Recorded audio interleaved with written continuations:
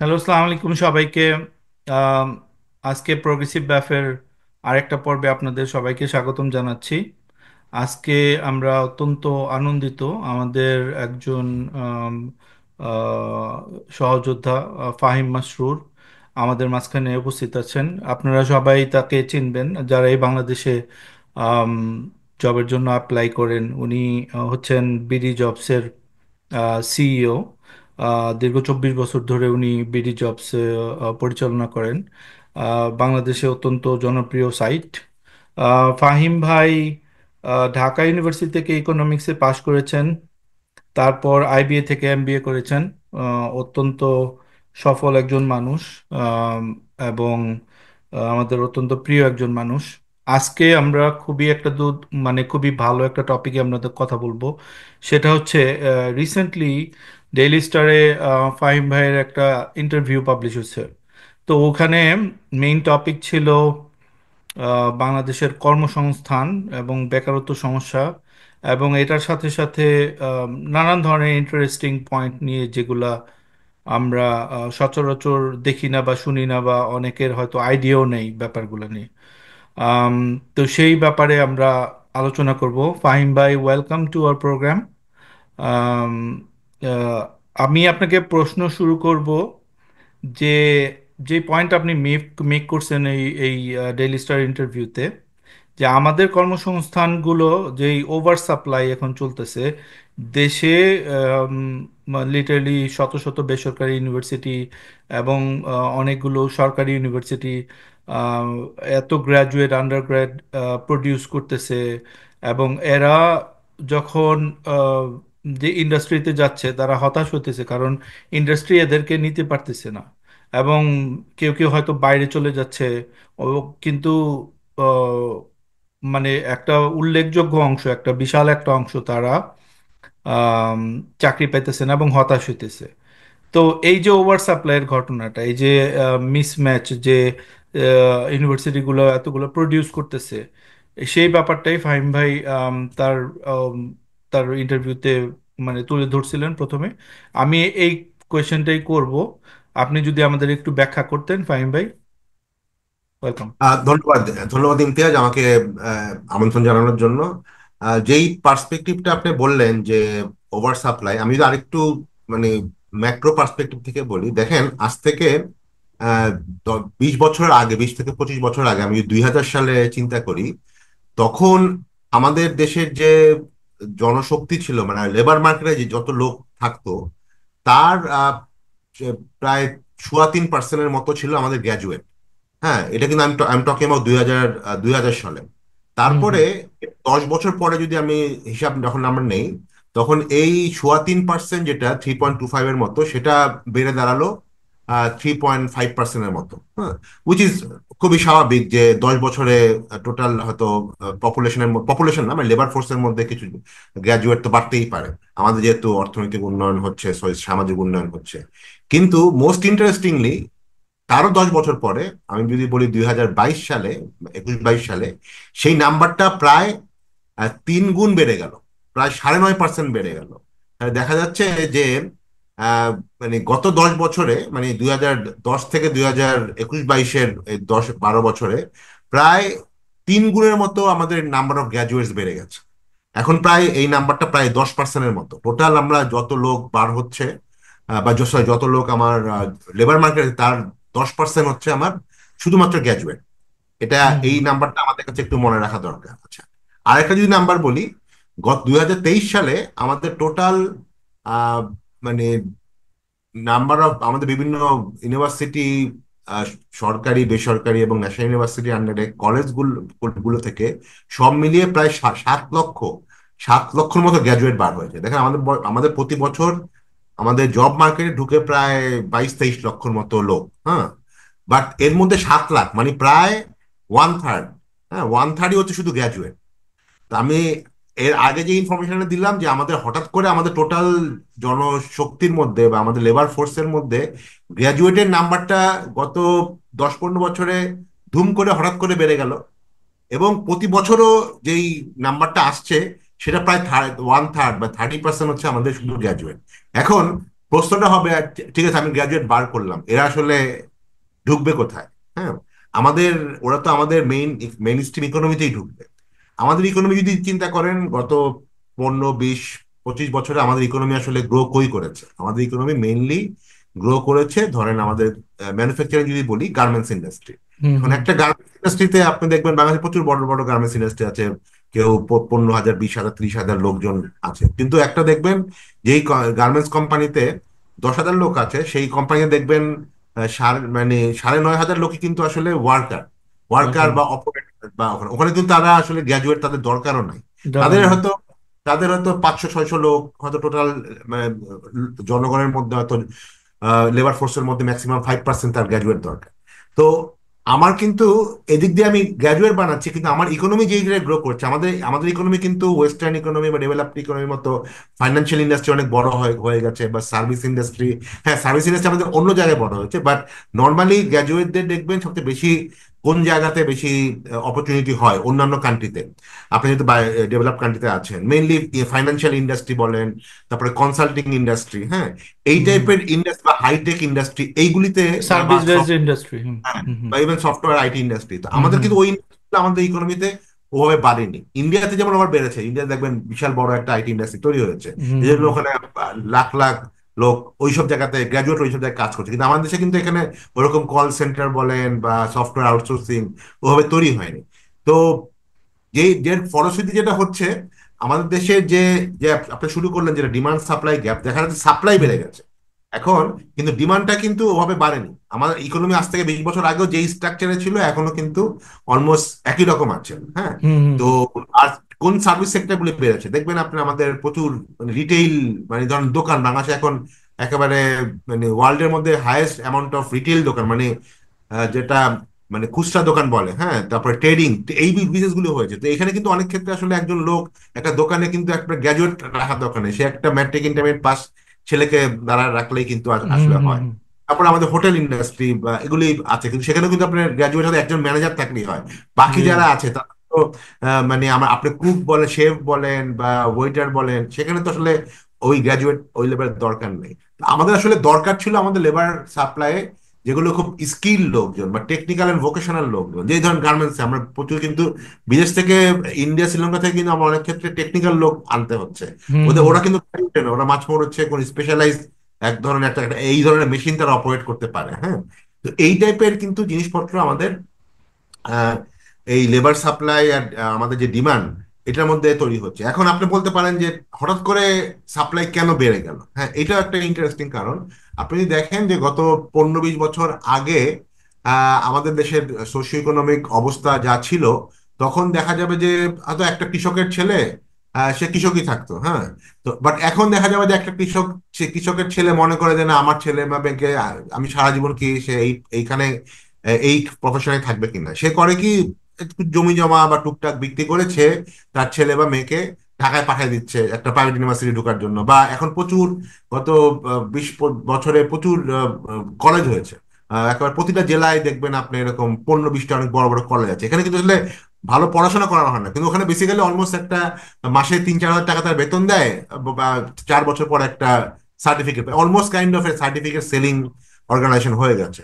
তো হুম হুম এই জায়গাগুলিতে যেটা হয়েছে, আগে অপরচুনিটি গুলি ছিল না, এখন এই টাইপের মানে মানে হাজার হাজার মানে শয়ে শয়ে ইউনিভার্সিটি কলেজ হওয়াতে যেটা হয়েছে, এখন বাবা মারা দেখা যাচ্ছে যে একটা শুধু সার্টিফিকেটের জন্যই তারা তার ছেলে বা মেয়েকে কলেজে পড়াচ্ছে, বা ইউনিভার্সিটিতে পড়াচ্ছে, কোয়ালিটি কিন্তু পাচ্ছে না। কোয়ালিটি হলো না, তাদের একটা অপরচুনিটি ছিল।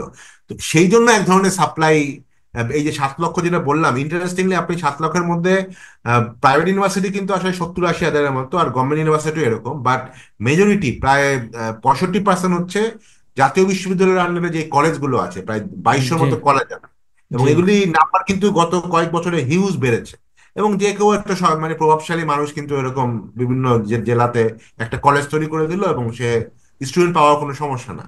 তো এটা একটা ব্যাপার। আর দেখবেন এই সময়টা যেহেতু গত 20-25 বছর আমাদের প্রচুর লোকজন মিডল ইস্টে গেছে, মিডল ইস্ট থেকে কিন্তু একটা টাকা আসছে, এবং এই টাকাটা কিন্তু অনেককেই তার ছেলে মেয়েদেরকে একটা ডিগ্রি কেনার জন্য তা এই টাকার একটা বড় অংশ কিন্তু ব্যয় হয়েছে। হ্যাঁ, হুম হুম হুম তো এই জিনিসগুলো আসলে তৈরি করেছে যে হঠাৎ করে গ্র্যাজুয়েট নাম্বার বেড়ে গেছে, কিন্তু রেজাল্ট হচ্ছে এরা শুধু গ্র্যাজুয়েটই হয়েছে, কিন্তু এদেরকে কিন্তু অ্যাবজর্ব করার মতো আমার ইকোনমি, তৈরি হয় আমাদের নাই। স্ট্রাকচার তৈরি হয়নি। হ্যাঁ, তো সেটা আসলে আমাদের মেইন, আমি যেটা বলার চেষ্টা করেছি এই সাক্ষাৎকারে বা অন্যান্য যে রিসেন্ট কাজগুলো আমরা আমরা করছি, রিসার্চগুলি করছি, সেখানে এই ব্যাপারটাই বলার চেষ্টা করছি যে আসলে আমাদের এই আনএমপ্লয়মেন্ট প্রবলেমটা শুধুমাত্র যে আমার ছেলেপেলেরা, মানে তাদেরকে আমি ইন্ডাস্ট্রির সাথে যে গ্যাপ আছে, অফকোর্স গ্যাপ আছে, কিন্তু ওইটা মেইন সমস্যা না। উম, বা ওটা একটা মাত্র সমস্যা, বাট মেইন সমস্যা হচ্ছে আমরা মাত্রাতিরিক্ত, প্রয়োজনের অতিরিক্ত সাপ্লাই তৈরি করছি গ্রাজুয়েটদের। জি। আম, সুন্দর বলছেন। আমি একটু এক্সপ্যান্ড করতে চাই এটার সাথে। গভর্নমেন্ট কেন আপনার চোখ করে না? When I am thinking about the problem, আমি জাস্ট আমার মনে হলো যে ধরেন অন্য অন্য দেশে যদি এরকম প্রবলেম হতো, লেটস সে জাপান আপনি বললেন, অথবা অন্য কোনো দেশগুলো হতো, এরা কি করতো? এরা আপনার জাস্ট সাপ্লাইটা কমায় দিত, যে কতগুলা গ্রাজুয়েট আমরা করব, the number of graduates this ইয়ার, অথবা ইউনিভার্সিটি গুলাতে তাদের বলে দিত যে ওকে ঠিক আছে, এই পরিমাণ সার্টিফিকেট তোমরা দিতে পারো। অথবা তোমার আরবিটারি এরকম সার্টিফিকেট দিয়ে মানে কার কি লাভ হইতেছে? আপনি বললেন যে মানে স্টুডেন্টদের বাবা মারদের একটা স্যাটিসফ্যাকশন হইতেছে, হুইচ ইজ এটা সাইকোলজিক্যাল। সাইকোলজিক্যাল ব্যাপার, এটা আন্ডারস্ট্যান্ডেবল। কলেজগুলা বা ইউনিভার্সিটিগুলা ওটাও আমি আন্ডারস্ট্যান্ড করতে পারি, তারা ব্যবসা করতে বসছে, যত তারা প্রডিউস করতে পারবে অত লাভ। কিন্তু অ্যাকচুয়ালি তো আহ, না স্টুডেন্টদের লাভ হচ্ছে না দেশের লাভ হচ্ছে, বরঞ্চ আরো হতাশা বাড়ছে যে এই স্টুডেন্টগুলা এই কি বলে একটা একটা জাস্ট একটা আহ, মানে একটা ফার্মের মতো তারা তৈরি হইতেছে, বাট তাদেরকে আসল কাজে মানে ইউজ করা হইতেছে না। তো এটা কি মানে আমার কোয়েশ্চেনটা হলো যে কোনো কি চোক পয়েন্ট তৈরি করা যায় যে ওকে তুমি মানে কলেজ হইছো, তুমি এমপ্লয়মেন্ট বেসড গ্রাজুয়েট তৈরি করবা, যে এতগুলাকে তুমি দেখাইতে পারবা যে 2 বছরে তারা এই জায়গায় চাকরিতে ঢুকছে, তাদের স্পেসিফিক চাকরিতে ঢুকছে, নট নট লাইক ফিজিক্স পড়ে সে আপনার এই ইসের ব্যাংকের ভিতরে ঢুকছে, এটা কিন্তু মানে হইলো না কোনো কিছু।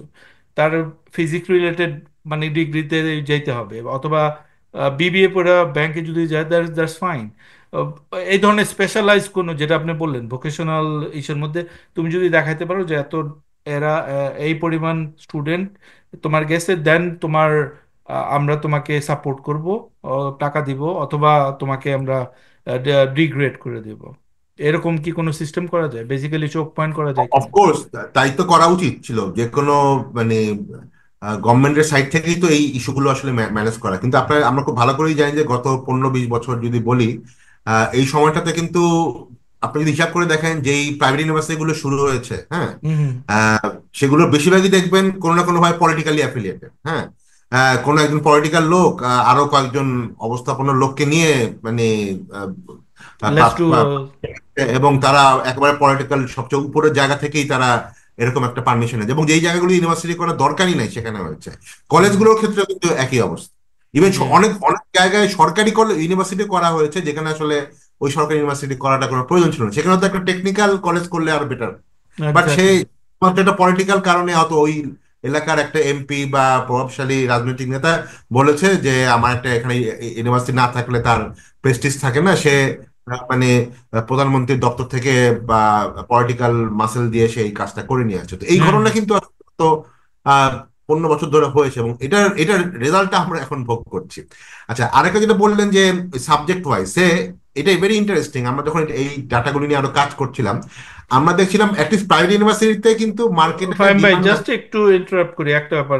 আমরা তো জানি যে গত 15 বছর যেই কি বলে ফ্যাসিবাদী সরকার ছিল, আপনার কি মনে হয় যে অন্য কোনো সরকার থাকলে একই মানে হয়তো? আমি আমি মানে ওদের ডিসকাউন্ট করার চেষ্টা করতেছি না, বাট জাস্ট আমি জানতে চাইতেছি যে পিওরলি এটা ফ্রম নাম্বার।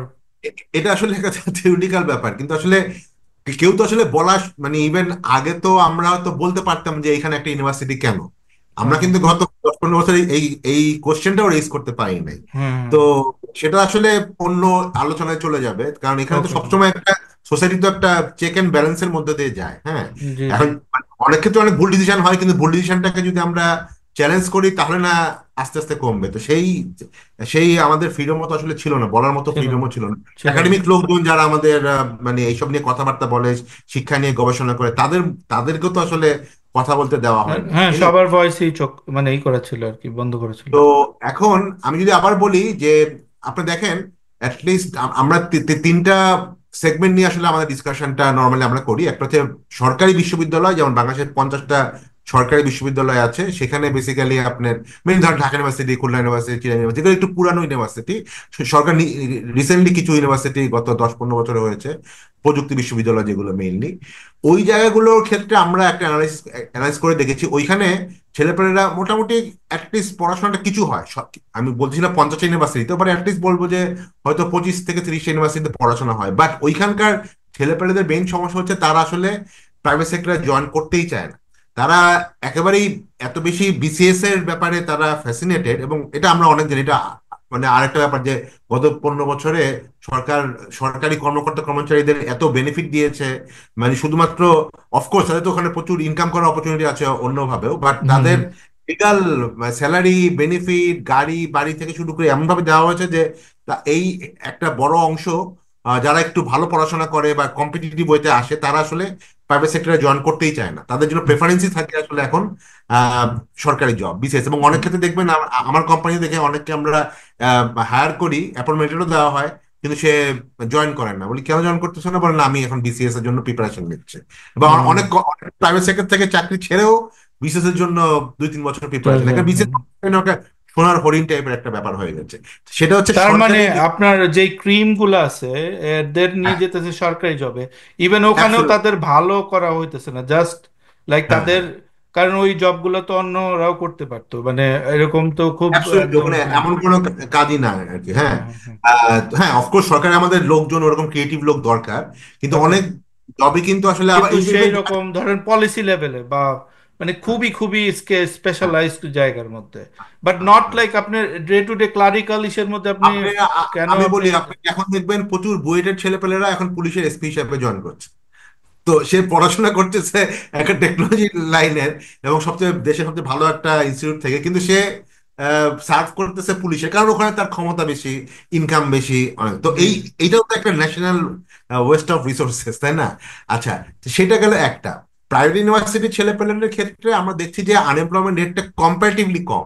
আমরা যদি দেখি যে মানে সরকারি ইউনিভার্সিটি থেকে প্রাইভেট ইউনিভার্সিটি, কারণ ওরা একটু মাছ মোর একটু মার্কেট ড্রিভেন, এবং ওরা হুম প্রাইভেট হুম। সেক্টরে জয়েন করার ব্যাপারে আগ্রহ থাকে।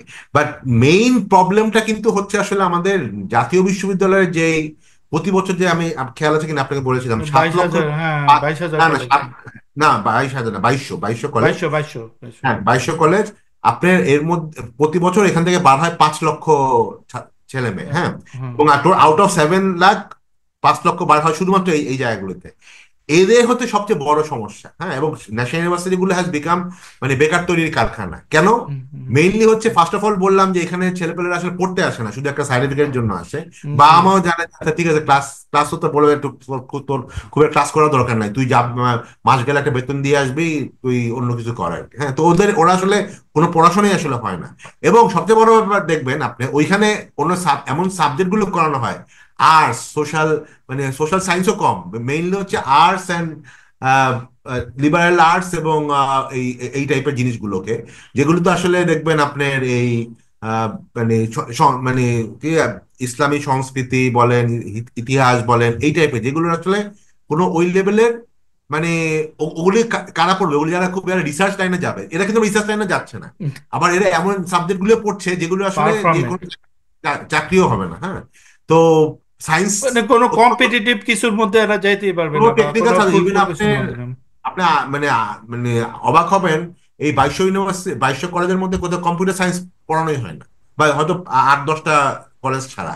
তো হুম হুম মানে বা যেই জায়গাগুলোতে ইঞ্জিনিয়ারিং এর যেই টেকনিক্যাল, ধরেন আমার গার্মেন্টস ইন্ডাস্ট্রির জন্য যে প্রচুর টেকনিক্যাল লোক দরকার, এগুলোর উপরে হুম কোনো পড়াশোনা, তো হুম হুম সেখানে আসলে একেবারেই এমন সাবজেক্টগুলোই পড়ানো হয় যেগুলোর আসলে কোনো ধরনের মার্কেট ডিমান্ড নাই। তো ওরা আসলে বার হচ্ছে, ওদের তো ওরা বেকার থাকাটা আসলে অস্বাভাবিক কিছু না, কারণ তারা তো আসলে কোনো রিয়েল মানে প্র্যাকটিক্যাল কোনো নলেজই তাদেরকে, মানে যেই সাবজেক্টগুলো ডিমান্ড আছে শুধু লোকাল না, বাইরের মার্কেটও, সেখানেও শেখানো হচ্ছে না। অতএব রেজাল্ট যা হওয়ার তাই, এদের মধ্যে প্রায় 70-80% ছেলেপেলে আসলে বেকার থেকে যাচ্ছে।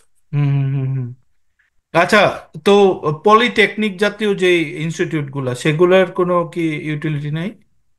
ওইটাও আহ, হয়েছে। আহ, ওই হ্যাঁ, ওইখানেও আমরা গত 15-20 বছর ধরে দেখছি যে এখানে সরকারি যে পলিটেকনিক গুলো ছিল ওটার চ্যালেঞ্জটা হচ্ছে যে ওরা যেহেতু সরকারি ব্যবস্থাপনায়, আর পলিটেকনিকে তো আসলে ইউ নো দ্যাট এখানে প্রচুর মেশিন, মডার্ন মেশিনারিজ লাগবে, কারণ এখানে আসলে টেকনোলজি চেঞ্জ হচ্ছে। এখন আগে একটা ফ্যাক্টরিতে প্রচুর, এখন প্রচুর ধরেন রোবোটিক্স জিনিসপত্র চলে আসছে, আইওটি চলে আসছে। তো আমাদের যে সরকারি সরকারি যে পলিটেকনিক গুলো আছে, বোধহয় 500 থেকে 600-র মতো সারা দেশে আছে, সেগুলোতে স্টুডেন্টদের তো ক্যাপাসিটি একটা লিমিটেশন আছে। বাট যারা কিছু কিছু জায়গায়, যেমন ধরেন কথা হয় টেক্সটাইল পলিটেকনিক যেগুলি আছে, এগুলিতে আবার ভালো করছে এবং স্টুডেন্টরা চাকরি পাচ্ছে। বাট পলিটেকনিকও দেখা যাচ্ছে যে প্রচুর মানে প্রাইভেট ইনভেস্টমেন্ট এসেছে এখন। এবং যেভাবে বললাম একটু আগে, অনেক জায়গায় মানে প্রচুর পাড়া মহল্লায় প্রচুর কলেজ তৈরি হয়েছে, এরকম পলিটেকনিকও তৈরি হয়েছে। এবং এখানে আসলে বেসিক্যালি আবারও শুধু সার্টিফিকেট দেওয়ার জন্য, কারণ এখানে ওকে, কোনো ওকে। ধরনের প্রাইভেটরাও, প্রাইভেট ইনভেস্টমেন্ট হলো, এরা যে ভালো কোয়ালিটি অফ ট্রেনিং দিতে পারছে তা কিন্তু না। তো টোটাল ব্যাপারটাই, এবং এখানে কোনো ধরনের যেটা আমাদের যে কারিগরি শিক্ষা বোর্ড আছে, যাদের আসলে কোয়ালিটি মেনটেন করার দরকার ছিল, সেটাও করা হয়নি। এটাও আবার ঘুরে ফিরে একই কারণ, যে আমাদের যে এই এই পজিশনগুলিতে যাদেরকে লিড করার জন্য দেওয়া হয়েছিল, তারাও আসলে একেবারেই পলিটিক্যালি অ্যালাইন বা পলিটিক্যাল প্যাট্রনেজ হিসাবেই তারা এই জিনিসটা পেয়েছে। অর্থাৎ তাদেরও আসলে মানে কোয়ালিটি কন্ট্রোল করে যে তাদেরকে মানে জিনিসটাকে মেনটেন করতে হবে, ইট ওয়াজ নট রিকোয়ার্ড। তো সেখানে হুম, হুম, হুম। পুরোপুরি সিস্টেমটাই আসলে ভেঙে গেছে। আমরা জি। ছাত্রছাত্রী বার করছি কলেজ থেকে বলি, পলিটেকনিক থেকে, কিন্তু কোনো কোয়ালিটি সম্পূর্ণ লোক বার করতে পারছি না। ওকে, ঠিক আছে ফাহিম ভাই, let's talk about solution. Problem তো আমরা সবাই জানি। আপনি এই যে হাস্যকর ব্যাপার বললেন, আসলে এই জিনিসগুলো যে মানে কেউ বলে না এবং আমরা ওপেনলি আলাপ করতেছি, এটাও আমার একটা লাকি যে এই যে বললেন যে আপনার বুয়েট থেকে পাশ করে, এটা কত একটা হাস্যকর জিনিস। আপনি বুঝতেছেন, আমি বুঝতেছি, শিক্ষিত মানুষজন বুঝতে পারবে যে কত মানে হিউজ টাইম ওয়েস্ট করলো একটা সেরা ইউনিভার্সিটি। বাংলাদেশের রিসোর্স এমনিতেই কম, তার মধ্যে সবচেয়ে বেস্ট ইউনিভার্সিটির বেস্ট জায়গাটার মধ্যে পড়া, সে হইতেছে police. What are you doing? তুমি তো, তুমি যাও অন্য কোনো একটা লাইনে পড়ে, তুমি কি বলে, তুমি ল পড়ে তুমি পুলিশের ভিতরে যাও, তোমার কোনো প্রবলেম নেই, তো তুমি কেন ওই জায়গাটা অকুপাই করতেছো? তারপর আবার সরকারি, মানে এটা টাকাকে দিতেছে ট্যাক্স পেয়াররা। হুম। এনিওয়ে, যে মানে খুবই খুবই ফানি এবং মানে ব্যাপার, কিন্তু এই সিরিয়াস লেভেলে এই ধরনের হাস্যকর ব্যাপারগুলো নিয়ে আলাপ হয় না। আহ, তো ভাই সলিউশনটা কি? যে এই যে কলেজগুলা, 2200 কলেজ বললেন, সার্টিফিকেট তৈরির কারখানাগুলা, এগুলাকে কিভাবে আমরা ট্রান্সফর্ম করতে পারি যে এরা বাংলাদেশের জন্য হোক এবং বিদেশের জন্য হোক, এগুলাকে মানে, আমি যেটা বলতেছি একটা innovative idea, you are innovative person, আপনি একটা এত ভালো একটা কোম্পানির সিইও, নিশ্চয়ই আপনার মনে চিন্তা করছেন সলিউশন, কোনো যদি সলিউশন হ্যাঁ, যদি হ্যাঁ, এটা দিতে নিয়ে পারতেন। অলরেডি আমরা সরকারকে, মানে আমাদের একটা টাস্ক ফোর্স ছিল প্ল্যানিং মিনিস্ট্রির, সেখানে ইউথ আনএমপ্লয়মেন্ট নিয়ে যেই চ্যাপ্টারটা ছিল, সেটা আমি আর সিপিডির ফাহমিদা বা ডক্টর ফাহমিদা খাতুন, ওনারা মিলে বেশ কিছু রেকমেন্ডেশন মানে সরকারকে অফিসিয়ালি ওই টাস্ক ফোর্সটাকে দেওয়া হয়েছে। এর মধ্যে একটা টপ রেকমেন্ডেশন ছিল বেসিক্যালি এতক্ষণ যে সমস্যাটা নিয়ে কথা বললাম, যে মেইন বড়, আমি যদি বলি সমস্যা তো অনেক আছে, বাট হুম, সমস্যার হুম, কোন জায়গায় সবচেয়ে বড় সমস্যা হচ্ছে ন্যাশনাল ইউনিভার্সিটি, যেটা এতক্ষণ যেটা বললাম, যে হুম, 5 লক্ষ ছেলেপেলেরা সবচেয়ে বেশি বেকার থাকছে। হ্যাঁ, তো সেই জায়গাটাতে একটা সলিউশন হচ্ছে যে তাদের এই 4 বছরের প্রোগ্রামের মধ্যে কোনো না কোনো জায়গায় তাদেরকে টেকনিক্যাল এবং ভোকেশনাল স্কিল দিতে হবে। হ্যাঁ, সে আপনার ওই একটা ছেলে বা মেয়ে, আপনাকে দরকার হলে তাকে আপনি অন্য কিছু না শিখান, দরকার হলে আপনি তাকে রান্না করাটা শিখান। হ্যাঁ, সে হ্যাঁ, সে প্রচুর আমাদের এখানে এখন শেফ, মানে এবং সে একটা শেফ যে ভালো হবে, সে কিন্তু আন্টারপ্রেনার হতে পারে, বিদেশেও যেতে পারে। সেই বিদেশে যাওয়াটা আমি পরে আসছি। হুম, হুম, তারপরে ওদের অনেক ধরনের স্কিল জরুরি, যেগুলি সে ফর এক্সাম্পল আপনার care giving is a big industry. তো হ্যাঁ, এই নার্সিং। টাইপের, হ্যাঁ নার্সিং তো, এখন নার্সিং করতে আবার একটু পুরো 4 বছরের প্রোগ্রাম লাগে, সেটা আবার আলাদা জিনিস। বাট আমি নার্সিং এর কথা বলছি, কেয়ার গিভিং এর কথা কেয়ার বলছি, গিভিং, যেটা হ্যাঁ, 3 থেকে 6 মাস দিলেই কিন্তু আসলে এরকম একটা ট্রেনিং করা যায়। এবং মানে হ্যাঁ, হ্যাঁ, আমার বাসায় আমার আম্মার সাথে যে মেয়েটা আছে, সে কিন্তু এই ন্যাশনাল ইউনিভার্সিটি থেকে আছে, কিন্তু একটা ট্রেনিং নিয়েছে বাইরে থেকে, ব্র্যাকের একটা ইনস্টিটিউট থেকে ট্রেনিং নিয়েছে, 3 মাসের ট্রেনিং, সে কিন্তু এখন 22,000 টাকা বেতন পাচ্ছে। তো হুম, মানে অতএব অপরচুনিটি কিন্তু আছে, হ্যাঁ, দেশে আছে, হ্যাঁ, বিদেশে। হ্যাঁ, তো এই যে তা- এই টাইপের যে স্কিল, যেটা দিয়ে সে আসলে যে কোনো একটা জায়গায় ঢুকতে পারে, সেই জায়গাগুলো দিতে হবে, 1 নম্বর। 2 নম্বর হচ্ছে আমরা মনে করছি যে এই জায়গাতে আমি এটা আমরা বড় সলিউশন হিসেবে প্রপোজ করছি, সেটা হচ্ছে যে এত যে ছেলে পেলে আসছে আমাদের ইকোনমিতে, এদেরকে আসলে আমরা অ্যাবজর্ব করতে পারবো না। আমরা অ্যাবজর্ব করতে পারি কাদেরকে, ধরেন প্রচুর, ধরেন নর্মাল যারা ফ্যাক্টরি লেভেলের ওয়ার্কার। এখন সমস্যা হচ্ছে এটা একটা সোশ্যাল ব্যাপার, যে ছেলেটা বা মেয়েটা ন্যাশনাল ইউনিভার্সিটি থেকে হোক বা প্রাইভেট ইউনিভার্সিটি থেকে হোক, সে গ্র্যাজুয়েট হচ্ছে, সে কিন্তু গার্মেন্টসে আবার অপারেটর হিসাবে কাজ করবে না, না যদিও না না। গার্মেন্টসের দরকার। কারণ সে তো মনে করে যে আমি তো গ্র্যাজুয়েট, আমি আমার পাশে যে একজন অপারেটর আছে সে তার বেতন খারাপ, লেভেলটা হাই হয়ে গেছে, হ্যাঁ। তার লেভেলে সে দেখা যাবে ক্লাস 6 পাস করে সেও অপারেটর, আমি গ্র্যাজুয়েট হয়ে অপারেটর। হ্যাঁ, তো অতএব সে সোশ্যাল কারণেই এই কাজগুলো অনেক সময় করতে পারে না। অতএব বাট আমরা দেখি যে এই লোকগুলি কিন্তু আবার বিদেশে যখন যায়, তখন কিন্তু আবার দেখা যাচ্ছে যে ঠিকই অড জব করতে কোনো সমস্যা নাই। হ্যাঁ হ্যাঁ, সে দেখা যাবে যে কোনো হয়তো মানে রেস্টুরেন্টের কাউন্টারে বা দোকানের কাউন্টারে সে কিন্তু ধরেন কাজ করতে পারতেছে আর কি। হ্যাঁ, কারণ ওখানে তো সোশ্যাল ওই ওই এইটা ব্যারিয়ারটা নেই, কিন্তু হ্যাঁ, নাই। হ্যাঁ। কিন্তু আর আবার প্লাস আমাদের আর্ন এখানে করতেছে বাইরের, মানে ফরেন কারেন্সিতে, ওইটা একটা ব্যাপার। অ্যাবসলিউটলি। হ্যাঁ, তো আর চোখের এই আড়ালে জায়গা, যেতেছে। হুম। হ্যাঁ হ্যাঁ, তো এই জায়গাটাতে আমাদের কাছে মনে হয় যে আমরা এই গ্রুপটাকে আরো বেশি করে পাঠাই। দেখেন আমরা কিন্তু প্রতি বছর 10 লাখ থেকে 12 লাখ লোক বিদেশ পাঠাচ্ছি। কাদের পাঠাচ্ছি?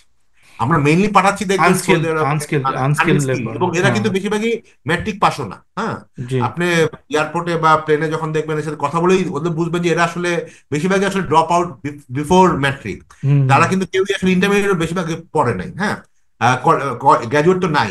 তো আমরা চাচ্ছি যে যেই গ্রুপটা আছে, এবং এটি একটু আমি সময় নিচ্ছি, দেখেন আপনি টিপিক্যালি আমাদের যেভাবে যেরকম মাইগ্রেশন, ফর্মাল মাইগ্রেশন হয় সেটা হচ্ছে ওই গ্রুপ যে আর্লি ড্রপ আউট। হ্যাঁ, বাট একটা বড় মাইগ্রেশন আমরা কিন্তু গত 10-15 বছরে দেখেছি। উদাহরণ দিই, আপনি দেখবেন প্রায় যে এই আপনার ইতালি বা জার্মানি বা এই জায়গাগুলিতে, এবং যেহেতু এটা অনেক ক্ষেত্রেই একটা বড় অংশ আইদার থ্রু দেয়ার এডুকেশন মাইগ্রেশন হয়, না হলে অনেক সময় ইলিগাল মাইগ্রেশন হয়, এবং দেখা যায় যে অনেক সময় ভূমধ্যসাগরে বাংলাদেশের ছেলেপেলেরা মারা যাচ্ছে। দেখবেন আপনি জি। ওদের ওটা করে দেখবেন যে এরা কিন্তু আবার ঠিক এই যারা মিডল ইস্ট টাইপের যায় এই গ্রুপটা না, যারা আবার দেখবেন একটু পড়াশোনা করেছে, লাইক একটু কলেজ যে পড়াশোনা করেছে ওই গ্রুপটাই কিন্তু বেশি যায় ওই সব জায়গায়। হুম তো হুম। এখন ওই গ্রুপগুলো ফার্স্ট অফ অল ওটাকে, ওই মাইগ্রেশনটাকে লিগাল করতে হবে, এবং ওই যে ছেলেটা বা মেনলি ছেলেরাই যায়, কারণ মেয়েরা ওই মাইগ্রেশনটা একটু কম যায়। তো ওরা কিন্তু যেই জায়গাগুলো যাচ্ছে, ওরা মেইনলি কোন জায়গাগুলোতে যাচ্ছে, সে কিন্তু আমেরিকাতে ইলিগাল মাইগ্রেন্ট করে যাচ্ছে না, কানাডাতে যাচ্ছে না, ও মেইনলি যায় হচ্ছে ইউরোপে। হ্যাঁ, ইউরোপে। ইউরোপে প্রচুর কান্ট্রি আপনার, আমরা কদিন আগে স্ট্যাটিস্টিক্স পেলাম বাংলাদেশের টপ 10 রেমিটেন্স কান্ট্রি যেগুলো আছে, আমরা দেখে অবাক হয়েছি। France is one of the top 10 remittance sending country. হ্যাঁ, হুম হুম হুম। মানে বাংলাদেশ থেকে প্রচুর লোক কিন্তু ফ্রান্সে গত 10 বছরে গেছে। ঠিক আছে। Italy 5th or 6th largest. তো এরা কিন্তু বেসিক্যালি, মানে আমি যেই টাইপের অডিয়েন্স নিয়ে কথা বলতেছি, কলেজ গ্রাজুয়েট, এরা কিন্তু এইসব মার্কেটে যাওয়ার অলরেডি যাচ্ছে। এখন যখন যাচ্ছে এরা কিন্তু মানে তাদের কোনো ল্যাঙ্গুয়েজ ট্রেনিং দেওয়া হচ্ছে না। তো আমরা যেটা প্রপোজ করছি, এদেরকে ওই কান্ট্রিগুলোর জন্য ল্যাঙ্গুয়েজ ট্রেনিং দেওয়া হোক। জি যে জি। ছেলেটা যাওয়ার ইচ্ছা, তাকে ইটালিয়ান শিখায় পাঠানো হোক, সে কিন্তু ইনকাম অনেক বেশি করবে। যে জার্মানিতে ফাহিম ভাই, দেখবেন, একটা সেকেন্ড, যেই কলেজগুলোর কথা বলেন সার্টিফিকেট প্রডিউসিং, ওখানে কি ল্যাঙ্গুয়েজ ট্রেনিং দেওয়া যায় না? তাহলে তো একটা মানে ইউজফুল অ্যাবসলিউটলি হয়ে গেল। আমরা ওই ওই প্রপোজালটা দিয়েছি যে হ্যাঁ হ্যাঁ। অ্যাটলিস্ট আমরা তো সে কথা কথা 2200 কলেজকে আমরা শুরু করা ডিফিকাল্ট, এত ইনস্ট্রাক্টর পাবো কই, বা অ্যাটলিস্ট আমরা 200 কলেজ শুরু করি। হ্যাঁ, হুম হুম যে হুম। এখানে হয়তো সবাইকে সব শেখাতে হবে, হয়তো এই কয়েকটা কলেজে দেখবেন আপনার বাংলাদেশে কিন্তু আবার ব্যাপার আছে, দেখবেন আপনার মাদারীপুর শরীয়তপুরের লোকজন প্রচুর ইতালিতে যায়। হ্যাঁ, আবার কুমিল্লার লোকজন জাপানে যায়। ঠিক আছে, আমি মাদারীপুরে যে কলেজগুলো আছে, শরীয়তপুরে যে কলেজগুলো আছে, ওখানে আমি ইতালিয়ান শিখাই। কুমিল্লার আশেপাশে কলেজগুলিতে আমি জাপানিজ শিখাই। হ্যাঁ, তো হ্যাঁ হ্যাঁ হ্যাঁ। এবং আজকাল কিন্তু অনেক এআই টুলস আছে যেগুলোতে আসলে খুব ইজিলি ইনস্ট্রাক্টর ছাড়াই কিন্তু শেখানো যায়। হ্যাঁ তো হ্যাঁ, এখন ডুওলিঙ্গো একটা অ্যাপ আছে, আমি দুর্লঙ্গ ইউজ আছে করছি। বা, হ্যাঁ হ্যাঁ, হ্যাঁ হ্যাঁ। এরকম আরো যে মানে এটা আজ থেকে 10 বছর আগে ছিল না। তো হুম আমার হুম হুম। পয়েন্ট হচ্ছে এই জিনিসগুলো নিয়ে কিন্তু কাউকে না কাউকে একটু ড্রাইভ করতে হবে। হ্যাঁ, এখন বাংলাদেশে আপনিও জানেন কিছু হলেই আমাদের যে ব্যুরোক্রেসি আছে, এডুকেশন মিনিস্ট্রি বা ইউজিসি, ওরা বলবে না আমি কেন একটা নতুন সাবজেক্ট একটা কলেজে শিখাবো, তাহলে পারমিশন লাগবে, এই পারমিশন ঠিক করতেই দেখা যাবে 2 বছর চলে যাবে। তো আমরা আসলে at least এই সরকার থেকে আশা করেছিলাম বা এখনো আশা করছি যে খুব এই এই সমস্যাগুলো কিন্তু জানি, সলিউশন গুলোও কিন্তু আসছে, কিন্তু আছে। এটাকে ইমিডিয়েটলি ইমপ্লিমেন্ট ড্রাইভ করার করা। জন্য লিডারশিপ দরকার। আনফরচুনেটলি ওই লেভেলের ডাইনামিক লিডারশিপ এখনো পর্যন্ত দেখা যাচ্ছে না। কোথায় লিডারশিপটা আপনি দেখতেছেন যে আপনারা তো এক পদের লিডার, আপনারা তো ইন্ডাস্ট্রি লিডার, আপনারা আমরা সিইও, ধরেন বাইরে থেকে বলতেছি, হ্যাঁ বাইরে আমরা থেকে আসলে বলতেছেন। সরকারের পার্সপেক্টিভে বলতেছি। সরকারের মধ্যে লিডার দরকার নাকি হ্যাঁ পার্টি অ্যাবসলিউটলি। গুলাতে, রাজনৈতিক দলগুলাতে লিডার দরকার? কোন লিডারশিপের দরকার ওটা তো আছে? দরকার হবে, কিন্তু এখন তো রাজনৈতিক দলগুলো ফ্র্যাঙ্কলি ক্ষমতায় এখন আসেনি।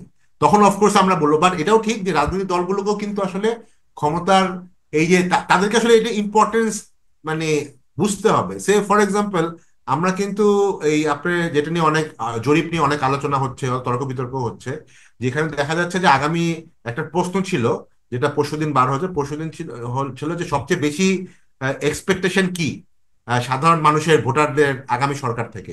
দেখা গেছে কিন্তু থার্ড এক্সপেকটেশন হচ্ছে, প্রথম ছিল মূল্য বৃদ্ধির ব্যাপারে, সেকেন্ড হচ্ছে হ্যাঁ আর হচ্ছে কর্মসংস্থান। অর্থাৎ এই কর্মসংস্থানটা নিয়ে কিন্তু আনফর্চুনেটলি আমি আমাদের রাজনীতিবিদরা, ইভেন আমি এক্সপেক্ট করেছিলাম যে আমাদের যারা নতুন এনসিপি পার্টি বা যারা ছাত্ররা, তাদেরই তো আসলে কর্মসংস্থানের উপর বেশি ফোকাস থাকার কথা, কারণ তার হুম। আন্দোলনটা তো শুরুই হয়েছিল মানে কর্মসংস্থান পার্সপেক্টিভে। তাদেরকে কিন্তু আমরা তাদের মানে আলোচনায় কোনো আমরা কোনো তাদের এই নাই, ব্যাপার। তাদের নাই, 7 মাসে আমি দেখি নাই, আমি হ্যাঁ। বলতে বলতে টায়ার্ড হয়ে গেছি তাদেরকে পুশ করতে করতে। আমাদের গ্রুপেও আছে, আপনারা জানেন, ব্রেনের মধ্যে এখানে সেখানে আছে, তাদের বিভিন্নভাবে বলছি, but they are more focused on মানে কিভাবে নির্বাচনে জিতে যাবে বা হোয়াট এভার ইট ইজ, এবার কোনো তারা ধরনের একটু ইনোভেটিভ আইডিয়া। মানে হয়তো আমরা সবাই চাই সংস্কার, কিন্তু শুধুমাত্র এক সংবিধান সংস্কার হলেই কি সব প্রবলেম সলভ হয়ে যাবে? আমাদের তো এটা প্রবলেম তো গুলো। তাদের মতে তো এটাই, আপনি এটা উইচ ইজ নট রিলায়েবল। আপনার হার্ড প্রবলেম তো এই যে এগুলা, আপনি হার্ড প্রবলেম, শুধু তো কর্মসংস্থান একটা ব্যাপার নিয়ে আমরা কথা বলতেছি, আপনার ইকোনমিক রিফর্ম করতে হবে, আপনার করতে হবে যে মানুষ। আর তারপর ধরেন এআই আসতেছে, এই যে আমাদের গার্মেন্টসে এআই যদি এখানে আসে, ধরেন আরো রোবোটিক্স চলে আসে আমেরিকাতে, এই ইউরোপে, এইসব যদি আপনার ওরা অটোমেটেড ভাবে মানে কাপড় তৈরি করতে পারে, মানে থিঙ্ক অ্যাবাউট দ্য ফিউচার, তাও তখন আগে কি হবে? 50% আরএমজির সেক্টরই আপনার কমে যাবে, কি আপনি কি করবেন? আপনার তো এগুলার মানে এখন থেকে প্ল্যান করতে হবে, এখন থেকে প্ল্যান করতে হবে 5 বছর পরে, 10 বছর পরের প্রবলেম গুলাকে। আমি বরঞ্চ এই প্রসঙ্গে আমি বলবো, আসলে এআই আমাদের জব তৈরি মানে নিয়ে যাবে, ওটা একটু টাইম লাগে, বাট আমি মনে করি যে এআই এর যে বেনিফিটটা আমরা নিতে পারতাম। সে ফর এক্সাম্পল, আমরা হুম বলতেছি কি হুম আমাদের ভালো টিচার নাই, গ্রামে গঞ্জে ছেলে হুম পড়াশোনার হুম। কোয়ালিটি খারাপ বিকজ টিচার নাই। তো এআই দিয়ে তো এখন আসলে সবকিছুই করা যায়। হ্যাঁ, আমরা হ্যাঁ খান হ্যাঁ একাডেমি নিই বা আলটিমেটলি তো, তাহলে আমরা উচিত কি ছিল যে একটা গ্রামে যাতে একটা টিচার এআই দিয়ে তার স্টুডেন্টদেরকে অঙ্ক শেখাতে পারে, ইংলিশ শেখাতে পারে, হ্যাঁ, বা অন্য হ্যাঁ। ল্যাঙ্গুয়েজ শেখাতে পারে। তো সেই অপরচুনিটি গুলো তো তৈরি করতে হবে।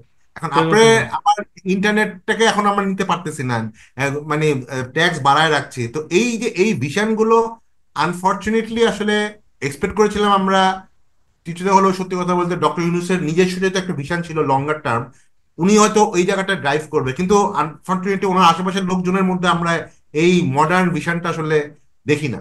তো দেখেন না। এনিওয়ে আমরা আমাদের সাইড থেকে চেষ্টা করে যাচ্ছি, বাইরে থেকে না, ভয়েস। এটা যে আমরা চিন্তা করতেছি এবং পুশ করতেছি, I find it like fascinating.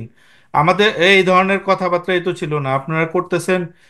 দেখা যেত যে আপনারা শুধু নিজেদের ইন্ডাস্ট্রি নিয়ে কথা বলতেছেন, পুরো দেশের জন্য যে আপনারা করবেন, এবং মানে এই ধরনের যারা স্মার্ট মানুষরা তারা যে ড্রাইভ করবে, এটাই তো দেশ আগায় যাবে এইভাবেই। আপনি কোনো না কোনো জায়গা থেকে তো পুশ করতে হবে, ঠিক মানে না? কোনো ব্যবসা কিন্তু মানে দেশ ছাড়া কোনো ব্যবসা নাই, তাই না? আমার হ্যাঁ দেশে হ্যাঁ। যদি আইটি ব্যবহার করে, তাহলে তো আইটির মার্কেটও এমনি অটোমেটিক বেড়ে যায়, জি তাই না? জি জি জি জি তো জি। এটা মানে আমি আচ্ছা, একটা তো আইল্যান্ড থাকি। আপনার, আমি এই প্রসঙ্গে আসি, এটা আমার একটা কোয়েশ্চেন ছিল যে এআই আপনার, আমরা জানি যে জব কিলার হবে, মানে উন্নত বিশ্বে এটা নিয়ে প্রচুর।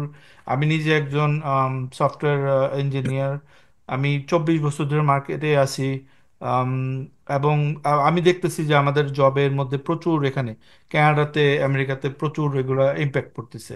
আবার একই সাথে দেখা যাইতেছে যারা অনেক এক্সপেরিয়েন্সড, অনেক ভালো, তারা আবার এআই দিয়ে কাজ করতেছে। মানে এআই এর ব্যাপারটা তো নতুন না, আপনি তো জানেন কোডিং কিরকম, যে অটো জেনারেটেড টুল টুল আগেই ছিল, আমরা 10 বছর আগে থেকে এসব ইউজ করি। সেটা একটু মডিফাইড ভার্সন, আরো ভালো, একটু উন্নত ধরনের ভার্সন আসছে। সো অ্যাপার্ট ফ্রম দ্যাট, আপনি যেই এআই তো জব ক্রিয়েট করবে, what are you thinking from BD job perspective, মানে ফ্রম আ কোম্পানি, এবং বাংলাদেশের পার্সপেক্টিভ থেকে আপনি কিরকম ভাবে দেখেন আনএমপ্লয়মেন্টের দিক থেকে? আমি আসলে এক নম্বর হচ্ছে যে আমি completely agree with you that AI অনেক জব গুলো যেগুলি খুব একটু মানডেন টাইপের জব, লাইক খুব বেসিক কোডিং, এগুলি হুম তো হুম অফকোর্স এখন যে টুলস গুলো আছে খুব তাড়াতাড়ি চলে আসবে, বাট হয়তো একটু একটু like say for example like architecture লেভেলের জিনিসপত্র বা হয়তো প্রোডাক্ট ডেভেলপমেন্ট, ওই জিনিসগুলোর ক্ষেত্রে তো এখন আরো বেশি স্কিল লোকের ডিমান্ড কিন্তু আরো বাড়বে, কারণ এআই পারবে, কে হ্যাঁ দিয়ে হ্যাঁ ম্যানেজও তো করতে হবে, তাই না? হ্যাঁ এআইটাকে ম্যানেজ এটা করা তো একটা বড় হ্যাঁ স্কিল হ্যাঁ হবে। হ্যাঁ হ্যাঁ হ্যাঁ বাট হ্যাঁ। আমি আসলে বাংলাদেশ পার্সপেক্টিভে রিস্ক একটু কম দেখি, কারণ আমাদের ইকোনমিতে একটু আগে বললাম যে এখন একটু ম্যানুফ্যাকচারিং ডিপেন্ড। হুম হুম ম্যানুফ্যাকচারিং রোবোটিক্স কিন্তু আজ থেকে 10-15 বছরও আগে থেকেই এসছে, কিন্তু আসলে robotics is also very expensive. হ্যাঁ, মানে আমাদের দেশে এখনো যেহেতু লেবার অনেক চিপ, হুম মানে হুম। ওই জন্য আমার কাছে মনে হয় যে মানে ওই ইমিডিয়েটলি আমরা হয়তো এআই এর ইম্প্যাক্টটা জব মার্কেটে ওভাবে পাবো না, আমাদের হয়তো আইটি সেক্টরে কিছু কিছু হয়তো কোডিং জব হয়তো চেঞ্জ হবে, বাট হয়তো আরো নতুন অপরচুনিটি তৈরি হবে। বাট আমি বরঞ্চ দেখছি যে এআই এর যে সোশ্যাল কন্ট্রিবিউশন, মানে সোশিও ইকোনমিক যে ইম্প্যাক্টটা, যেমন আমি সবসময় গত কয়েক মাস ধরেই বলছি যে তিনটা জায়গাতে আমাদের মানে চোখ বন্ধ করে এখনই আসলে ঝাঁপিয়ে পড়তে হবে এআই কে ইন্ট্রোডিউস করার জন্য। একটা হচ্ছে এডুকেশন, আমি একটু আগে যেটা বললাম, জি কারণ জি আমাদের main সমস্যাটা হচ্ছে আমাদের দেশের এডুকেশনের ভালো কোয়ালিটি টিচার নাই, ভালো কন্টেন্ট নাই। জি। এআই কিন্তু এই দুটাই আমাকে বিনা পয়সায় বিনা পয়সা দিতে পারে। দিবেন আমি দিতেছে। যদি এখন চাই যে 1 লাখ ভালো টিচার তৈরি করতে লাগবে, আমার 20 বছর লেগে যাবে, যে জিনিসটা অলরেডি এআই করে দিয়ে গেছে, রেডি করে আছে। সেকেন্ড হুম হুম হচ্ছে আমার আমার দেশের বড় আরেকটা সমস্যা হচ্ছে আমাদের স্বাস্থ্য সেবার সমস্যা। হুম ঢাকাতে হুম। আমরা স্বাস্থ্য পাচ্ছি, গ্রামে গঞ্জে কোনো ডাক্তারই নাই, কেউ ডাক্তার থাকে না। তো সেইখানে কিন্তু AI can be N huge game changer. যে গ্রামের একটা লোকে হঠাৎ করে সমস্যায় পড়লো, হয়তো গ্রামের একটা সে একটা কম্পাউন্ডার টাইপের থাকলো বা কথা কথা ফার্মেসির দোকানে কেউ, সে হয়তো তার জন্য একটা এআই টুল থাকলো, সে ওই এআই এর সাথে মানে ইন্টারেক্ট করে তাকে একটা সলিউশন দিতে পারলো। জি আর থার্ড আমাদের এগ্রিকালচারে আমাদের আসলে এখন নিউ মানে আমাদের জিও পলিটিক্যাল সিচুয়েশনের মধ্যে আমরা সবাই জানি যে কতটুক আমরা রিস্কের মধ্যে আছি আমাদের ফুড সিকিউরিটি নিয়ে। এখন 2 দিন পরে ইন্ডিয়া পেঁয়াজ বন্ধ করে দিল, এই বন্ধ করে দিল, তখন কিন্তু আমাদের একটা বড় একটা মানে সমস্যার ব্যাপার। তো ওই জায়গাটাতে আমাদের যে করেই হোক ফুড প্রোডাকশন বাড়াতে হবে, এবং দেয়ার আর মডার্ন টেকনোলজিস, হ্যাঁ, এআই হুম ড্রিভেন হুম। টেকনোলজি, এটা যদি আমরা ব্যবহার করি আমাদের এই লিমিটেড ল্যান্ড দিয়েই কিন্তু আমরা আমাদের প্রোডাকশন 1.5 থেকে 2 গুণ করতে পারবো। তো এই জি তিনটা ভেরি ইম্পর্টেন্ট জায়গায় we have to introduce modern technology. মানে এই, এবং এটা হলে অটোমেটিক্যালি আমাদের এখানে এমপ্লয়মেন্ট ক্রিয়েট তৈরি হয়ে যাবে। জি।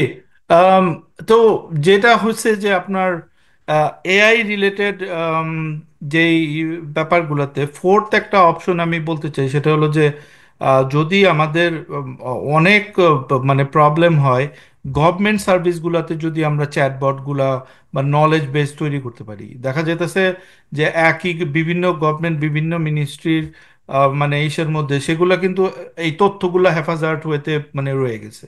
সেগুলাতে যদি ইন্ট্রোডিউস করতে পারি খুব ইজিলি এই ল্যাঙ্গুয়েজ মডেলগুলা মানেই করা যায়। ধরেন বড় বড় এই যে আমি যদি বাংলাদেশের আপনার সাইটগুলা ভিজিট করি, আম, অনেকগুলাই আপনার সেই ধরেন মানধাতা আমলের আজকে 20 বছর আগের সাইট সেইভাবেই চলতেছে, কিন্তু সেগুলাকে আপনার জাস্ট মডার্ন ওয়েতে আপনার তৈরি করা, যে ওখান থেকে এক্স্যাক্টলি তথ্য বের করা। ধরেন আমার আজকে ইচ্ছে হলো যে ওকে ঠিক আছে, বাংলাদেশে কামার শ্রেণীর প্রেসার এদের মানে গড় ইনকাম কত, ঠিক আছে, আমি হ্যাঁ, আমি ফর শিওর আপনাকে বললাম আপনি পাবেন না এই তথ্য কোথাও। না মানে কোথাও খুঁজে নাই। খুঁজে বাই করে আপনার এমন সব জায়গায় যেতে হবে, বা আপনার যদি কোনো পরিচিত মানুষ থাকে তারা আপনাকে হুম, বের করে দিতে পারবে, বাট আপনি জাস্ট আপনি পারবেন না। কিন্তু আপনি আমেরিকা কানাডাতে বলেন বা অন্য জায়গায় আপনি হুম, এগুলো জাস্ট ওপেন তথ্য, যে আপনি হ্যাঁ। মানে ইজিলি এই খুঁজে যে খুঁজে করতে খুব পারেন। ভালো কথা বলছেন যে ডেটার ব্যাপারে, হ্যাঁ, আমাদের তো হ্যাঁ আসলে কোনো ডেটা পলিসিই নাই। আমার আসলে কতটুক ডাটা, সিটিজেন্স এর ডাটা আমার পাবলিকলি অ্যাভেলেবল হবে, কতটুক হবে না। এবং এটার জন্য কিন্তু আমরা যে ডেটা প্রোটেকশন অ্যাক্ট থেকে শুরু করে আমরা মনে করি ডাটা প্রোটেকশন আর ডেটা শেয়ারিং একটা দরকার। ডেটা হ্যাঁ পাবলিশিং কিভাবে করব, কোন ডাটাটা পাবলিকলি অ্যাভেলেবল হবে, এটাও কিন্তু আমাদের একটা পলিসি বা ফ্রেমওয়ার্কের মধ্যে আনতে হবে। আমার জি কাছে জি। মনে হয় এই দিকগুলো নিয়ে আনফর্চুনেটলি আমরা আসলে কোনো মানে একটা পলিসি লেভেলের পার্সপেক্টিভ আমাদের ড্রাইভ করতে হবে। আমরা একটু আনন্দিত যে ফায়াজ সাহেবের মতো একজন এসছে, উনি নিজে টেকনিক্যাল লোক, নতুন দায়িত্ব নিয়েছে। তো ওনাকেও সাথেও আমরা যোগাযোগ করছি যে ওনাকে দিয়েও আসলে একটা বাংলাদেশের data strategy and policy vision টাইপের একটা জিনিস আমরা তৈরি করি, যাতে সিটিজেনরা অনেক ডাটা তাদের মতো করেই আহ, পাবে, এবং যেটা তার প্রাইভেসিকে লঙ্ঘন না করেই পাবে। হ্যাঁ। তো এআই ওই জায়গাগুলোতে আপনার জব ক্রিয়েট করবে। আম, তো আমরা মোটামুটি আম, একটু আইসিটি আমরা টাচ করি। আইসিটিতে আপনি নিজে আইসিটির সেক্টরে আছেন এখন। আম, তো এই মানে এটা তো একটা হিউজ পোটেনশিয়াল আমরা নিছি যে গত 25 বছরে আপনি দেখছেন কতগুলা রেভলিউশন হয়েছে। আমরা স্মার্টফোন রেভলিউশন দেখলাম, ইন্টারনেট রেভলিউশন হলো, তারপর এখন আবার এআই এর মধ্যে আছে। তো এই যে চেঞ্জগুলা দিয়ে যেতেছে, এগুলা যদি ধরেন আমরা 10 বছর আগে প্রেডিক্ট করতে পারতাম, যে লেসে আমরা যদি 1997 সনে জানতাম যে 10 বছর পরে স্মার্ট ডিভাইস নামে একটা কিছু আসবে, যেটা, তখন আমরা কি করতাম যে ওকে ঠিক আছে, let's create this kind of মানে human resources, let's create this kind of industry, যে ছোট ছোট চিপ তৈরি করবে অথবা ডিসপ্লে, অথবা তখন দেখা যেত যে আমরা ইজিলি আপনার মালয়েশিয়া বা এই ধরেন তাইওয়ান এই দেশগুলোর সাথে আমরা কম্পিট করতে পারতাম। মানে আমি জাস্ট আমি উইশফুল থিঙ্কিং বলতেছি। তো আমরা নেক্সট ওয়েভটা প্রিডিক্ট করে আমরা কেন মানে তৈরি করতে পারি না? এবং ICT could be the vehicle. আপনি জানেন যে আইসিটির পোটেনশিয়াল কত, এখনো কত মানে ভালো। তো সেটা এটা কি মানে কোনোভাবে করা যায় বা প্রিডিক্ট করা, যে গভর্নমেন্টকে ফোর্স করা এবং এই প্রাইভেট এবং পাবলিক সেক্টর একসাথে কাজ করা? না, অফকোর্স আসলে আমাদের তো পেইড করতেই হবে, এবং এটার জন্য কিন্তু মানে যেমন আমি গত 2 সপ্তাহ আগে একজন আমেরিকার প্রবাসী বাংলাদেশি একজন সাথে কথা বলতেছিলাম, উনি খুব সিনিয়র পজিশনে আছে। উনি আমাকে বলতেছিল যে এখন যাতে এআই যে রেভলিউশন ঘটছে, এআই এর সবচেয়ে বড় মানে এটা যেমন লোকজনকে একটা বিরাট সুবিধাও দিচ্ছে, এর সাথে করে কিন্তু বিশাল একটা সিকিউরিটি থ্রেট তৈরি করতেছে। হ্যাঁ, মানে হুম। গ্লোবাল। হ্যাঁ, মানে এখন দেখা যাচ্ছে যে এআই এর মাধ্যমে যে এই সিকিউরিটি ব্রিচগুলো হবে, সেগুলোকেও কাউন্টার দেওয়ার জন্য there has to be huge investment in মানে সাইবার সিকিউরিটি থিং, এবং জি। ওটার জন্য প্রচুর লোক দরকার। হ্যাঁ, হ্যাঁ, তো হ্যাঁ। এবং উনি আমাকে বলতেছিল যে মানে we should actually focus on creating, মানে আমার এখন যতটা বেশি কোডার দরকার, কারণ কোডিং এর কাজ তো আসলে এআই করে দিতে পারবে, তার থেকে বেশি আসলে সাইবার সিকিউরিটি অ্যানালিস্ট দরকার, মানে যারা আসলে এই থ্রেট ডিটেকশন বা এই জাতীয় জিনিস নিয়ে কাজ করবে। তো এই যে এই জিনিসগুলো যদি একটু আমরা ফিউচারিস্টিক চিন্তা করি, কারণ আমরা কিন্তু আসলে বুঝতে পারতেছি যে world is going to be changing, এবং চেঞ্জিং ভেরি ভেরি ফাস্ট। তো জি। এখানে কিন্তু আমি ব্যক্তিগতভাবে মনে করি আসলে আমাদের হার্ডওয়্যারে যাওয়াটা আসলে একটু মানে খুব নাইভ হবে, কারণ আসলে এবার এটা ইন্ডিয়াতেও পারেনি আসলে, মানে এখানে যে চায়না এত বেশি ডমিনেট করে। মানে আমার অনেকে যেমন যেমন বাংলাদেশে দেখলাম কেউ কেউ সেমি কন্ডাক্টর ইন্ডাস্ট্রি তৈরি করার ব্যাপারে বেশি মানে আশাবাদী। আমি ব্যক্তিগতভাবে অত আশাবাদী না। হ্যাঁ, আমরা ডিজাইন লেভেলে কাজ করতে পারি, কিন্তু হুম। আমার কাছে মনে হয় যে যেই জায়গাগুলো আছে পার্টিকুলারলি এআই এর অ্যাপ্লিকেশন সাইড, দুইটা আছে এআই অ্যাপ্লিকেশন, মানে আমরা যে একটু আগে যেটা বললাম যে আমার এডুকেশন, তারপরে হেলথ, এগ্রিকালচার, এবং ইভেন আমার ম্যানুফ্যাকচারিং, ম্যানুফ্যাকচারিংও কিন্তু আমাদের গার্মেন্টস যেহেতু আমাদের একটা বড় মানে স্ট্রং জায়গা, ওইখানে কিন্তু আমি যদি এটাকে আরো প্রোডাক্টিভ না করি, হ্যাঁ, মানে নট নেসেসারি যে আমাকে রোবট কাজ নিয়ে যাবে, আমার দেখা যাবে যে Vietnam is much more productive, efficiency বেশি। এই জায়গাগুলোতে আমাকে প্রচুর মানে মানে ডেটা ড্রিভেন মেশিন লার্নিং এর জিনিসপত্রগুলোকে আমাদের আনতে হবে, নাম্বার ওয়ান। সেকেন্ড হচ্ছে যে আমি আর এই যে নতুন এআই এর এই রেভলিউশনের জন্য যে নতুন পকেটগুলি তৈরি হবে, যেমন একটা পকেট বললাম সিকিউরিটি টাইপের জি, ইস্যু থাকবে, সাইবার এই সিকিউরিটি। আমাদের, হ্যাঁ, এগুলিকে আমাকে আইডেন্টিফাই করতে হবে যে কোন কোন জায়গাগুলিতে আমরা আমরা যদি সরাসরি এখন আবার মানে চায়না বা ওই কান্ট্রিগুলির সাথে কম্পিট করতে চাই, it will be very difficult, কারণ একেবারে বেসিক আমি যদি চাই যে এখন আমি জানি না হয়তো এলএলএম তৈরি করার ব্যাপারে, ধরেন আসলে মানে ইভেন ইন্ডিয়ার মতো কান্ট্রিও এত স্ট্রং রিসোর্স থাকার পরও, এইচআর থাকার পরও কিন্তু ভাই পারেনি। আমি বলতেছি না কেউ চেলে পারবে না, বাট অ্যাজ এ মানে ন্যাশন আমাদের স্ট্র্যাটেজি আসলে কি হবে? আমরা এই এআই এর এই রেভলিউশনে আসলে কোন কোন জায়গায় নতুন নতুন পকেট তৈরি হবে, যেখানে আসলে আমাদের যেহেতু একটা বড় সুবিধা আছে, আমাদের প্রচুর লোক আছে। হ্যাঁ, আমাদের এডুকেশন লেভেলটা অত ভালো না, এটা ঠিক, এটা আমরা মেনে নিয়েই বলছি। প্রচুর লোক আছে, এই লোকগুলোকে আমরা কোথায় আসলে এঙ্গেজ করতে পারি? হ্যাঁ, নেক্সট করতে পারি। এটা একটা আম, একটা আমাকে। ফাহিম ভাই, একটা ব্যাপার, এআই ধরেন একটা এআই কমিটি বা ধরেন একটা টাস্ক ফোর্স করার ব্যাপারে আমরা ওই যে ফাইজ ভাইয়েরকে আমি বলছিলাম যে আমরা কিন্তু ওই উনি যে প্রপোজালটা তৈরি করছে এটার জন্য ওনার সাথে কিছুটা কাজও করছি। আমি পার্সোনালি আমরা কয়েকজন মানে টিম এই করে কয়েকটা প্রপোজাল মানে ওনাকে, মানে আমরা কি কি চাই এটার মধ্যে একটা ছিল যে এআই এর একটা আহ, আলাদা একটা মিনিস্ট্রি বানানো, পরে এটাকে আমরা বললাম যে একটা টাস্ক ফোর্স তৈরি করো, কারণ এটা একটা ইম্পর্টেন্ট ফ্যাক্টর হবে মানে ভবিষ্যতে। তো আপনি কি এটা সাপোর্ট করেন যে গভর্নমেন্টের অ্যাবসলিউটলি। পুশ করা উচিত যে হ্যাঁ, হ্যাঁ, হ্যাঁ, আমি মনে করি ইভেন এআই আপনার স্ট্র্যাটেজি নেওয়ার জন্য? এটা থাকতেই লাগবে, এটা তো সাপোর্ট না করার কারণ নাই।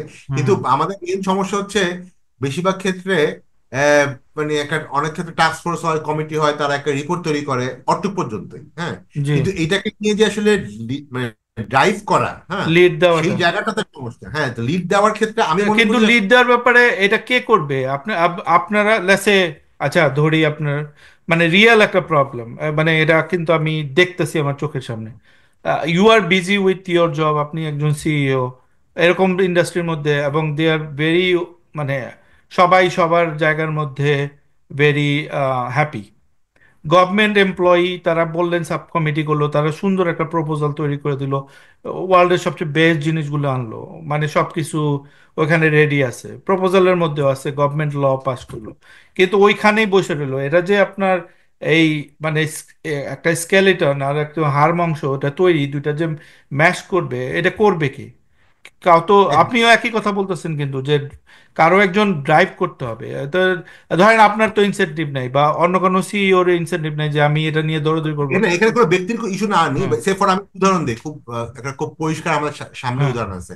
ইন্ডিয়াতে যেই রেভলিউশন গুলি ঘটেছে, মানে আমি এই রেভলিউশন কথা বলছি না, হুম ইন্ডিয়াতে সবচেয়ে বড় রেভলিউশন ঘটেছে আসলে বেসিক্যালি আধার, যেটা আমরা বলি যে আমরা ন্যাশনাল আইডি, হ্যাঁ, হুম হুম এবং আধার এবং ডিপিআই, যেটাকে বলে ডিজিটাল পাবলিক ইনফ্রাস্ট্রাকচার, এই আধারের উপর ভিত্তি করে ইন্টার অপারেবিলিটি থেকে শুরু করে সবকিছু, ইউপিআই যেটাকে বলা হয়, বা হেলথ সিস্টেমের বা এডুকেশন সিস্টেমের যে মানে এক ধরনের রেভলিউশন ঘটেছে, এগুলোর কিন্তু দেখবেন আহ, মানে একজন লিডার ছিলেন, ওনার নাম হচ্ছে নন্দন নিলেকানি, হ্যাঁ। হুম এবং ইন্টারেস্টিংলি আপনার নন্দন নিলেকানি কিন্তু আপনার আজ থেকে 15 বছর আগে উনি কংগ্রেসের, উনি বোধহয় মোস্ট প্রবাবলি কর্ণাটকের আহ, আহ, বাসিন্দা। উনি ইনফোসিসের সিইও ছিল, ইনফোসিসের সিইও ছিল, এবং উনি কর্ণাটকের এমপি হিসাবে কংগ্রেস থেকে দাঁড়িয়েছিল, এবং মোস্ট প্রবলি জিতেও ছিল, হ্যাঁ, জিতেছিল বা হেরেছিল, আমি টকিং আবার 20 বছর আগে।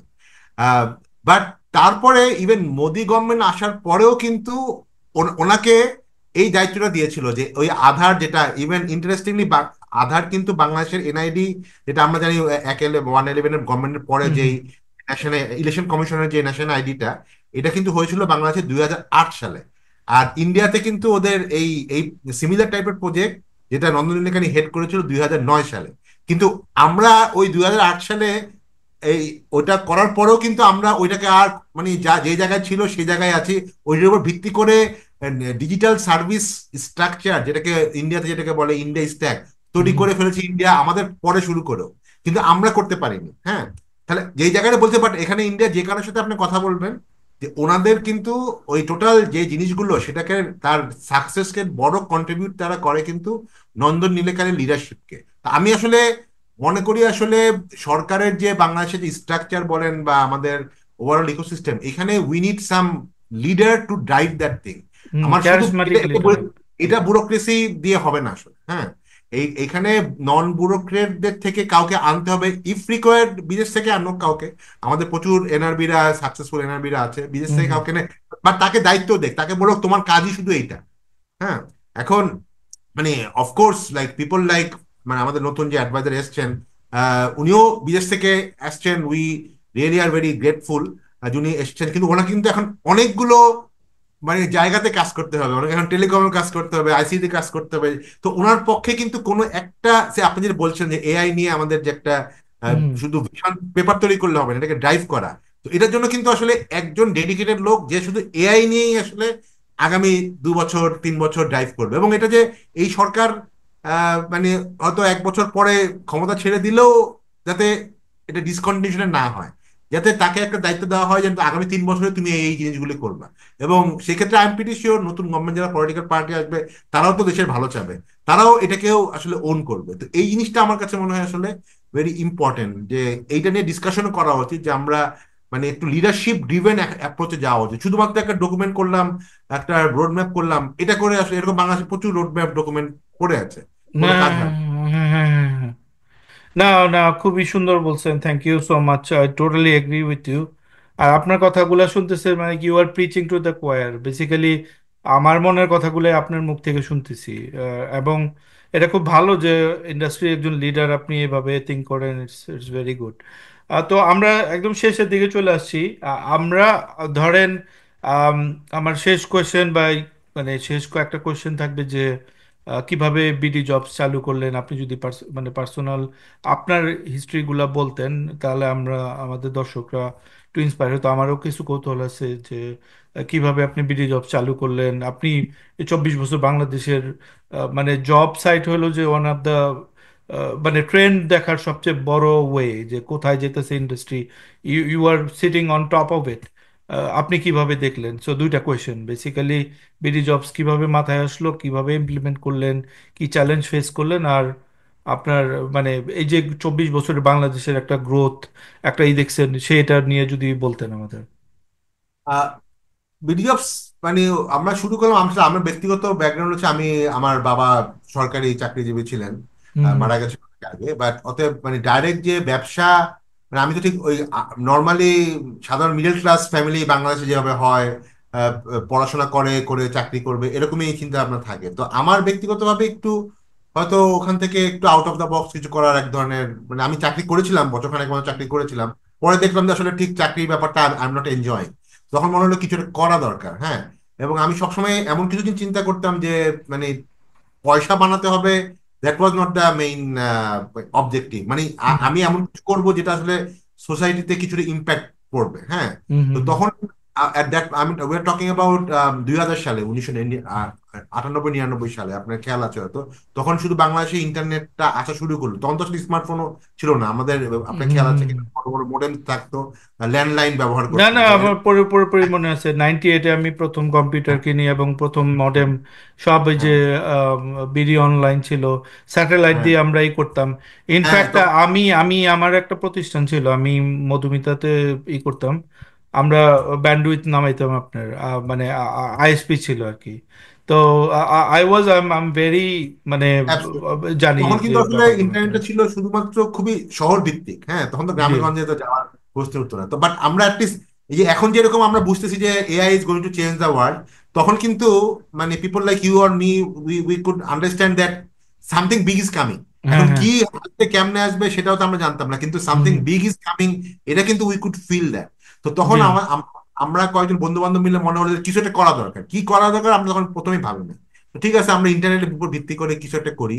তো তখন মনে হলো যে আসলে মানে এই কি প্রবলেম সলভ করবে বা কাদের জন্য করবে। তখন আসলে ইয়াং জেনারেশন নিয়ে প্রথমে আর্লি অ্যাডাপ্টার যে যে কোনো নিউ টেকনোলজি দেখলাম যে ইয়াং জেনারেশন ইউনিভার্সিটি ছেলেপেলেরা এইটা ইন্টারনেট ব্যবহার শুরু করতেছে। তো তাদের আসলে সলিউশন মানে কি পেইন পয়েন্ট বেশি, তখন দেখলাম তাদের পেইন পয়েন্টটা হচ্ছে তারা তো আসলে চাকরির ইনফরমেশন চায়। তারা চাকরির ইনফরমেশন চাওয়ার জন্য কি করে, এই যে বিভিন্ন পত্র পত্রিকা খুঁজে লাইব্রেরিতে যায়। এবং এটা একটা হ্যাসেল, মানে এত একটা জব একটা কোম্পানি দিল, সে তো শুধুমাত্র হয়তো আইদার ইত্তেফাকে দিল, নাহলে অবজারভারে দিল, তো তাকে আসলে 10টা পত্রিকা খুঁজতে হচ্ছে। তো আমরা যেটা করলে শুরু করলাম 2000 সালে, আমার নিজের কলা বাগানের বাসার ছোট একটা আমার নিজের মানে বাসার ড্রয়িং রুম থেকে আমরা একটা জাস্ট এটা এগ্রিগেটর, মানে যত নিউজ পেপারের যত জব, আমরা নিউজ পেপার গুলো নিয়ে ওইগুলি ডাটা এন্ট্রি করে একটা জাস্ট খুব বেসিক সিম্পল একটা ওয়েবসাইট, হ্যাঁ, নর্মাল একটা ডাটাবেস ওয়েবসাইট দিয়ে দিলাম, যেখানে লোকজন চাকরি খুঁজতে পারবে, হ্যাঁ। হুম হুম এটাই হুম ছিল আমাদের ফার্স্ট জার্নি। আমরা কিন্তু প্রথম 3 বছর, আমরা 2000 সালে চালু করলাম, 3 বছর কিন্তু কোনো রেভিনিউ আমাদের ছিল না। বিকজ আমাদের রেভিনিউ মডেলটা তো ইউ নো দ্যাট, কোম্পানিগুলো মানে যেভাবে এখন নিউজ পেপারে অ্যাড দেওয়ার দিবে সেভাবে আমাদের দিত, কিন্তু কোনো কোম্পানি আমাকে কেন অ্যাড দিবে, আমার তো তো ইউজারই ছিল না। তো হুম আমাদের উদ্দেশ্য ছিল ফার্স্টে ইউজার বেসটা তৈরি করা, যে আমরা মানে মানে ওদেরকে আমরা বিনা পয়সায় আমরা সব ফ্যাসিলিটি দিব, এবং তারা জব খুঁজবে। তো আস্তে আস্তে 2-3 বছর পরে যখন দেখলাম যে আমাদের ট্রাফিক বাড়া শুরু করলো, লোকজন একটা বেনিফিট পাওয়া শুরু করলো, তখন আমরা কোম্পানিগুলিকে বললাম যে দেখো, তুমি এত কষ্ট কষ্ট করে নিউজ পেপারে কেন দিচ্ছ, ওর 10 ভাগের 1 ভাগের টাকাতেও তো তুমি একই বেনিফিট পাবা। এবং আরো হুম সুবিধা আছে, অনেক কোম্পানি আমাদের সরাসরি অনলাইনে অ্যাপ্লাই করতে পারবে। এবং আমার যারা জব সিকার তাদেরও আসলে এই হার্ড কপি প্রিন্ট টিন করা খরচ থাকে, ওটা বেঁচে গেল। তো এভাবে আস্তে আস্তে আস্তে আমরা শুরু করলাম। তো আহ, মানে লাকিলি এবং আল্লাহর রহমতে আমরা আসলে প্রথম 3 বছর, 3 সাড়ে 3 বছর পরেই আমরা রেভিনিউ আসা শুরু হলো, আমাদের প্রফিট আসা শুরু হলো। তারপর থেকে আসলে আমাদের সবসময় মোটামুটি মানে কখনো আমরা মানে কোম্পানির কোনো ফাইন্যান্সিয়াল প্রফিটেবিলিটির মধ্যেই আমরা আছি এখন। আচ্ছা আচ্ছা, খুবই সুন্দর। আর আপনার যে আম, মানে জব ট্রেন্ডটা দেখছেন এই 24 বছরে, যে ইন্ডাস্ট্রি কোন দিকে যেতেছে, প্রথমে অবভিয়াসলি আপনাদের মানে ফ্রেশ গ্রাজুয়েটরা সহ তো কম্পিউটার রিলেটেড, ওই সময় কম্পিউটার রিলেটেড, তারপর বিবিএ, ওই ট্রেন্ডগুলো নিয়ে একটু বলেন আমাদের, আমাদেরকে, মানে আমাদের অডিয়েন্সকে। আসলে গত 10-15 বছরে খুব বেশি চেঞ্জ হয়েছে তা কিন্তু না। আমরা দেখছি যে সবসময় আমাদের যে বড় 2-3টা মানে job sector, particularly garments sector, আমাদের হুম এখনো গার্মেন্টস লার্জেস্ট হুম হুম এমপ্লয়মেন্ট, আমাদের জব সাইটে সবচেয়ে বেশি। বাট আমাদের এখানে আবার বাই প্রফেশন যদি দেখি আমরা, সবচেয়ে বেশি জব আসলে দেয় কোম্পানিগুলো হচ্ছে মার্কেটিং এন্ড সেলস টাইপের জব। হ্যাঁ, আমাদের এখানে আইটি জবও আছে অনেক, কিন্তু বেশ একটা বড় অংশ হচ্ছে মার্কেটিং, সেলস, তারপরে অ্যাকাউন্টিং, এই জবগুলো আছে।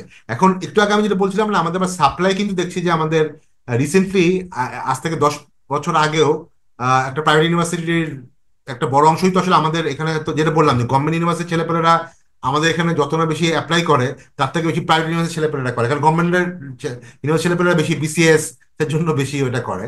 তো তারাও অফকোর্স অ্যাপ্লাই করে। তো আমি একটু উদাহরণ যদি দেই, আপনার আজ থেকে 10 বছর আগেও যে কোনো প্রাইভেট ইউনিভার্সিটিতে প্রায় দেখতেন 70% বিবিএ, 20% বা 30% অন্যান্য ইঞ্জিনিয়ারিং। এখন আমরা খুব রিসেন্ট ডাটা বলছে বা এটা কিন্তু 50-50 হয়ে গেছে।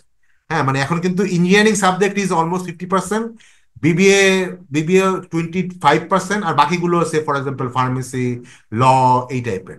তো দেখেন মানে যে বিবিএটা একসময় ছিল প্রায় 70%, that has come down to 25%-এর মতো। হ্যাঁ, হুম হুম তো হুম, হুম। এই দ্যাট দ্যাট সিগন্যালস দ্যাট আসলে আমাদের ওই 15-20 বছর আগে যে সবাই গণহারে বিবিএ এমবিএ পড়তো, ওই ওই ওই ক্রেজটা ট্রেন্ডটা কিন্তু নাই আর। নাই। হ্যাঁ, which is a good thing যে লোকে অনেকে দেরি হলেও বুঝছে। বাট আমার কাছে মনে হয় এখন আমার উল্টা সমস্যা তৈরি হচ্ছে, যে এখন প্রচুর ইঞ্জিনিয়ারিং এবং আইটির লোকজন বাজারে আসতেছে। হ্যাঁ, বাট ওই এত এনাফ আইটি জব আবার মানে আমাদের ইন্ডাস্ট্রিতে নাই। তো এই যে এই প্রবলেমটাই কিন্তু আসলে কন্টিনিউয়াসলি হচ্ছে। যখন আমরা বিবিএ বেশি সাপ্লাই দিচ্ছিলাম তখন হচ্ছে না, এখন আবার মানে আইটি সাপ্লাই বেশি দিচ্ছি, নাই। তো এই জায়গাটাতে আমি মনে করি যে আবার ঘুরে ফিরে আপনার প্রথম আমরা পয়েন্টে যাই, মনে করি সামহাও এই গ্রুপটাকে আমাকে বিদেশ পাঠাতেই হবে, মানে জি। অ্যাটলিস্ট অপরচুনিটি তৈরি করতে হবে এবং ওর এখানে জন্য। একটা কথা বলি, একটু ইন্টারজেক্ট করি, সরি। আপনার এই যে যেই টাকাটা লুট হইলো বাংলাদেশ থেকে, আপনি হ্যাঁ, জানেন প্রায় 2000, শ্বেতপত্রে প্রকাশ হয়েছে 2000 কত, sorry, 200, 2 lakh 2 lakh. 213 billion dollar, কত হ্যাঁ, আপনার বাংলা টাকায়, ইটস লাইক মানে হিউজ অ্যামাউন্ট অফ মানি, মানে কত, দু- হ্যাঁ, 2,01,000 কোটি টাকা, হোয়াট এভার ইট ইজ। এই টাকাটা যদি আপনার কোনো ইন্ডাস্ট্রিতে ট্রান্সফার হতো, আপনি চিন্তা করেন কত, এলন মাস্কের এখন কত, 300 billion dollar, 400, I don't know, মানে ওর পরিমাণ টাকা কিন্তু বাংলাদেশ থেকে স্রেফ লুটই হয়ে গেছে। তো অ্যাবসলিউটলি। এই টাকাটা যদি কোনো ইন্ডাস্ট্রিতে যেত, এখানে কতগুলা মানুষ আপনার জব পাইতো, দ্য কান্ট্রি একটা পুরো কত টাকা মানে ইনকাম করা সহজ ছিল। এটা এটা তো বাংলাদেশকে পিছিয়ে দিছে, কিন্তু পাস্ট ইজ পাস্ট, যেটা হয়ে গেছে হয়ে গেছে। কিন্তু এখন কি বাংলাদেশের এত হিউজ পোটেনশিয়াল, সেটাকে এই যে কোনো একটা ইন্ডাস্ট্রিতে ট্রান্সফার, আমরা তো এমপ্লয়মেন্ট নিয়ে করতে পেরেছি, কিন্তু ইন্ডাস্ট্রি না হলে আপনি এমপ্লয়মেন্ট তো আসবেই না, এটা তো বুঝেই যায়। আমাদের অ্যাবসলিউটলি, বাট আমি মনে করি যে দুই ভাবে করতে হবে। একটা তো হচ্ছে যে লুট তো বন্ধ করতেই হবে, যাতে আর একটা টাকাও লুট না হয়, বা এবং এইটা টাকার যাতে সৎ ব্যবহার হয়, যারা আসলে ভালো ব্যবসা করছে, জব ক্রিয়েট করছে, তারাই যাতে আহ, সরকারের কোনো যদি সাপোর্ট থাকে, লোন বা ব্যাংকিং হুম সেক্টরে, তারা পায়। আর আরেকটা ব্যাপার হচ্ছে আমাদের দেশের যে পলিসিগুলো আছে, দেখেন এই যে আমরা যেমন বলছি যে একটা তো আমরা আমাদের রেকমেন্ডেশনে বলেছি যে আমরা বিদেশে লোক পাঠাতে হবে, তাদেরকে টেকনিক্যাল ট্রেনিং দেওয়া, ল্যাঙ্গুয়েজ ট্রেনিং দেওয়া। এর সাথে সাথে আরেকটা ব্যাপারও কিন্তু আমরা স্ট্রংলি সাজেস্ট করেছি যে এত ছেলেপেলে যারা আছে, ইয়াং ছেলেপেলেরা, এদেরকে আসলে এন্টারপ্রেনারশিপ তৈরি করার সুযোগ করতে হবে। হুম আপনি হুম দেখেন, আপনি একটা ছেলে বা মেয়ে পাশ করলো, তা সে ব্যাংকে বলবে আমার একটা ছোট, আমি একটা জিনিস করব, আমার 5 লাখ টাকা লোন দরকার। ব্যাংক তাকে লোন দিবে না। জানি। ব্যাংক বলবে তোমার ট্রেড লাইসেন্স কই। সে তো বাসার থেকে বসে ব্যবসা করতেছে, বাসা থাকলে তার বাসাতে ট্রেড লাইসেন্স দিবে না। হ্যাঁ, কারণ আপনি জানেন এখন আসলে আপনি কানাডাতে আছেন, প্রচুর বড় বড় কোম্পানি তার বাসা থেকে শুরু করেছিল। হ্যাঁ, বাংলাদেশে হ্যাঁ হাজার গ্যারেজ আহ, থেকে। মানে উদ্যোক্তা আছে যারা বাসা থেকে করে, কিন্তু বাংলাদেশের এই পলিসি অনুযায়ী আপনি যদি কমার্শিয়াল স্পেস না হয়, আপনি মানে ট্রেড লাইসেন্স দিতে পারবেন না। তারপরে কি আবার ট্রেড লাইসেন্স না থাকে, আপনাকে ব্যাংক আবার লোন দিতে পারবে না। হ্যাঁ, হুম। এসএমই লোন দিতে পারবে না। তো এই জিনিসগুলো নিয়ে আমরা গত 5-7 বছর প্রচুর পলিসি লবি করছি যে আপনারা এই পলিসিগুলো আমাদের যারা ক্ষুদ্র উদ্যোক্তা আছে তাদের জন্য এটা, এস আলমের মতো লোক হাজার হাজার কোটি টাকা কিন্তু ড্রাইভারের নাম নিয়ে নিয়ে যাচ্ছে, বাংলাদেশ ব্যাংকের কোনো আপত্তি নাই। হুম। কিন্তু হুম। একটা ক্ষুদ্র উদ্যোক্তা 5 লাখ টাকা লোন নিবে, যেটাতে সে হয়তো একটা মানে ছোট একটা আইটি ব্যবসা করবে বা ফ্রিল্যান্সিং ব্যবসা করবে, তাকে কিন্তু সে লোন দিবে না, কারণ আমাদের দেবে না। পলিসিটা তৈরি করা আছে। তো এখানে মানে এটাও আসলে ইম্পর্টেন্ট যে আমাদের ওভারঅল ব্যাংকিং সেক্টরটা ইজ এ, এবং ইন্টারেস্টিংলি আপনি দেখেন ডাটাগুলি দেখবেন, তার ব্যাংক কিভাবে চলে, তার এক জায়গায় ডিপোজিট হয় আর আরেক জায়গা থেকে হচ্ছে লোন হয়। বাংলাদেশে গত 15-20 বছর ডিপোজিট করে করে সাধারণ মানুষ, লোন পায় হচ্ছে গুটি কয়েক অলিগার। তো হুম। এইটাকে আসলে মানে যদি ডিপোজিট লাখ লাখ কোটি কোটি মানুষ ডিপোজিট করে, তো লাখ লাখ কোটি কোটি মানুষ লোন লোনও পাওয়ার যোগ্য, যোগ্য। কারণ ও তো আসলে ওরই ডিপোজিট এটা, ওর, হ্যাঁ, হ্যাঁ। তাই না? আর অতএব ব্যাংকে আসলে টাকা দেওয়া হয়েছে এইভাবে, আমি যেভাবে দেখি যে ব্যাংকে টাকা দেওয়া হইতেছে যাতে টাকাটা ইউটিলাইজ হয়। ব্যাংক তো এখানে আপনি কত পার্সেন্ট টাকা আপনার রাখে, ব্যাংক তো মানুষ তো আসলে গচ্ছিত রাখে। সেই টাকাটা হুম, নিয়ে তুমি জাস্ট লুট করতেছো অথবা জাস্ট হ্যাঁ, চুরি, হ্যাঁ। মানে এটা তো সবচেয়ে পৃথিবীর সবচেয়ে বিগেস্ট থেফট। এবং মানে এই ওইটা তো, এই এই ওই এই টাকাটা তো এই সবচেয়ে লুটটা ভালো কিন্তু, জায়গায়। এই লুটটা যেটা হচ্ছে আলটিমেটলি কিছু অনেক কোম্পানি হয়তো, অনেক লিজিং কোম্পানি, অনেক ব্যাংক হয়তো বসে যাবে সেখানে, ডিপোজিটের টাকা নষ্ট হবে। আবার ও লুটটাকে আবার মানে মেকআপ দেওয়ার জন্য গভর্নমেন্ট ট্যাক্স বাড়াচ্ছে, ট্যাক্স বাড়ায়, সাধারণ মানুষ থেকে ট্যাক্স বাড়ায়, ওই ওই ওই ওইটা শর্টফলটা কম্পেনসেট করছে, হ্যাঁ। হ্যাঁ। কম্পেনসেট করতে। দ্যাট মিনস কি হ্যাঁ। মানে ঘুরে ফিরে আমার আপনার পকেটের টাকাই কিন্তু আসলে জি, যাচ্ছে আর কি। ওইভাবেও নিল, ওইভাবেও নিল, মানে হ্যাঁ, নিল হলো আপনার ডিপোজিটের টাকা, হ্যাঁ, আবার হ্যাঁ, ওটা মেকআপ করছে হলো আপনার থেকে বেশি টাকা। ট্যাক্স ট্যাক্স নিয়ে আর কি। মানে এর চেয়ে ভালো বিজনেস আর কি হতে পারে, সবচেয়ে ওয়ার্ল্ডের সবচেয়ে বেস্ট বিজনেস মডেল। ওকে। আসলে ফাইম ভাই, আমরা শেষ পর্যায়ে চলে আসছি। তো ইটস লাইক আপনি বলতেছিলেন 30 মিনিটস, এটা অলমোস্ট ওয়ান প্রায় ওয়ান এক আওয়ার হয়ে ঘন্টা গেছে। হয়ে গেছে। It's very interesting. আপনি যদি শেষ কথা কিছু বলতে চান আমাদের উদ্দেশ্যে তাহলে। না, আমি আসলে শেষ কথা অট্টুক দিয়ে শেষ করব যে আসলে আমাদের যেই যে জুলাই অভ্যুত্থানটা হয়েছিল, এটা আসলে মানে খুব ইতিহাসে খুব কম সময় এরকম আসলে হয়। শুধু আমাদের দেশে না, গ্লোবালি কম হয়। কিন্তু আমরা আসলে গত 7 মাস হয়ে গেল, আমরা মানে এটা তো শুধুমাত্র একটা সরকারের কে মানে স্বৈরাচারকে ফেলে দেওয়ার, অফকোর্স সেটাই সবচেয়ে বড় উদ্দেশ্য ছিল, কিন্তু এর সাথে সাথে আমাদের কিন্তু টোটাল মাইন্ডসেট বা আমাদের সবকিছু একটা পরিবর্তন আমরা আশা করি আসলে। হ্যাঁ, তো সংস্কার শুধু মুখে বললেই হবে না, সংস্কারকে আসলে বিলিভও করতে হবে।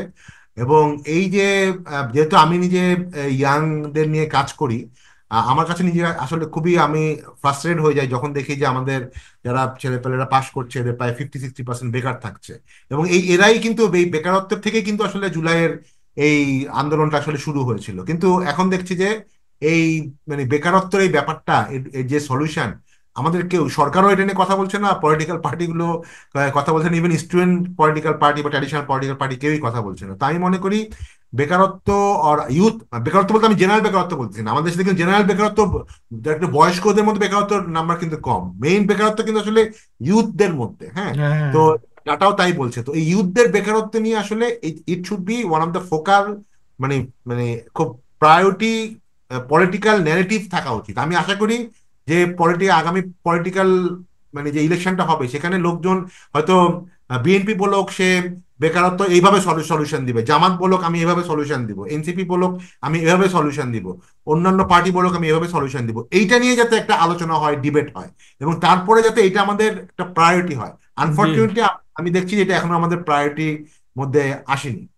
জি, আমরা এটা ট্রাই করতেছি। এই যে বাফে, তারপর বাংলাদেশ এগেইনস্ট ফ্যাসিস্ট, আমাদের যে গ্রুপ আছে, ব্রেইন আছে, আমরা কিন্তু এগুলা নিয়ে নিয়মিতই আমরা আমরা ওগুলা প্রেসার করার চেষ্টা করতেছি, এবং আপনারাও দেখতেছি যে খুবই মানে ইন্টারেস্টেড এই ব্যাপারগুলাতে। আমরা তো ফাইজ ভাইকে বলছি, তারপর মানে আমরা আসলে যাদের সাথেই করা সম্ভব তাদেরকে বলার চেষ্টা করতেছি, এবং প্রেসার দেওয়ারও চেষ্টা করতেছি গভর্নমেন্টকে। এবার আমি যদি কিন্তু একটা কথা বলছি, হ্যাঁ। দেখেন এই প্রবলেমটা যদি সলভ না হয়, আমরা ধরেন অন্যান্য প্রবলেম বলি, ধরেন চাঁদাবাজি প্রবলেম, এই প্রবলেম, ধরেন আপনি যদি ছেলেপেলেদেরকে আহ, মানে ফর্মাল ওয়েতে বা মানে বৈধভাবে ইনকাম করার অপরচুনিটি না দেন, না দেন। তাহলে তো তারা এগুলি করবেই, এটা আপনি এক্স্যাক্টলি, ঠেকাতে, এক্স্যাক্টলি। আমার কথাই এখানেও বলি না। সেম প্রবলেম আপনি দেখেন, এখানকার ওই যে আপনার ইগুলাতে প্রবলেম হলো, ও ওরা যদি কোনো ধরেন বাস্কেটবল কোর্ট বা আপনার ভালো কোনো শুধু ইসের মধ্যে কানাডার না কথা দেন, বলছি। কানাডা আমেরিকা সবগুলো আপনি জানেন এই দেশগুলোর মধ্যে এদের এখানেও কিন্তু একই প্রবলেম, এরা ড্রাগে জড়ায় যায় অথবা গ্যাংয়ে জড়ায় যায়, ওই যে মানে যারা একদম লোয়ার ইনকাম। তো এদের করে কি যে যদি এই এই মানে প্রজেক্টগুলি সোশ্যাল এনজিও গুলা এদেরকে আনার জন্য ওদেরকে আপনার হয় স্পোর্টসে ঢুকায় দেয়, অথবা মানে ক্রিয়েটিভ কাজে না ঢুকলে তো আপনি অলওয়েজ আপনি এই শয়তানের মধ্যেই ঢুকবেন। এই কিশোর গ্যাংগুলা বা চাঁদাবাজ এরা কি করে, এই লোকটা যদি ভালো চাকরি থাকতো, ধরেন একটা ভালো দেশে চলে যেতে পারতো, ভালো হ্যাঁ, সহপাঠী থাকতো যেখানে আপনি ইটালিয়ান শিখতেছে, জার্মান শিখতেছে, জাপানি শিখতেছে, একটা ইন্টারেস্টিং, তার একটা অ্যাসপিরেশন আছে, ভবিষ্যৎ নিয়ে তার চিন্তা আছে, সে তো কখনো অপরাধে জড়াইতো না। সিম্পল সিম্পল অ্যাজ দ্যাট, ঠিক না? আসলে আর এই দেশগুলা, বিশেষ করে আমি কানাডার কথা বলি, কানাডাতে আপনার সিস্টেম হলো পুরো দেশ হলো ওয়েলফেয়ার কান্ট্রি।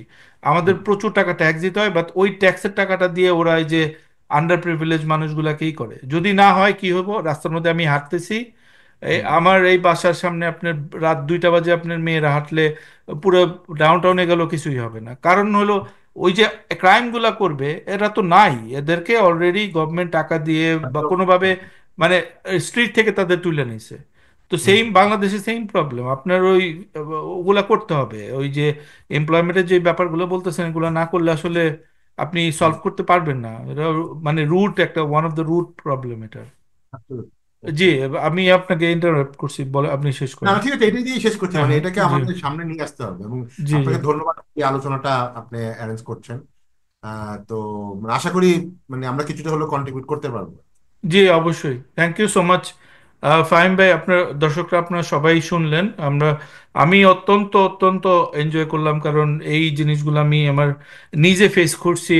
আমি আমি একজন বিডি জবসে আমি অ্যাপ্লাই করছি, বিডি জবস থেকে আমি হায়ারও করছি অ্যাকচুয়ালি, ইনফ্যাক্ট আমার বেশ কয়েকটা এমপ্লয় ছিল বিডি জবসের, তো আমার মানে ফার্স্ট, তো আহ, মানে তার কথা শুনলেন, আপনার কর্মসংস্থান, বেকারত্ব প্রবলেমের কথা শুনলেন। আপনাদের যদি কোনো কোয়েশ্চেন থাকে প্লিজ আমাদেরকে জানান কমেন্টে। আর যদি ফাহিম ভাইয়ের কাছে কোনো কোয়েশ্চেন থাকে আমাদেরকে জানান। কোনো প্রশ্ন থাকলে আমাদের জানাতে পারেন। সবাই ভালো থাকবেন, সুস্থ থাকবেন, সবাইকে ধন্যবাদ।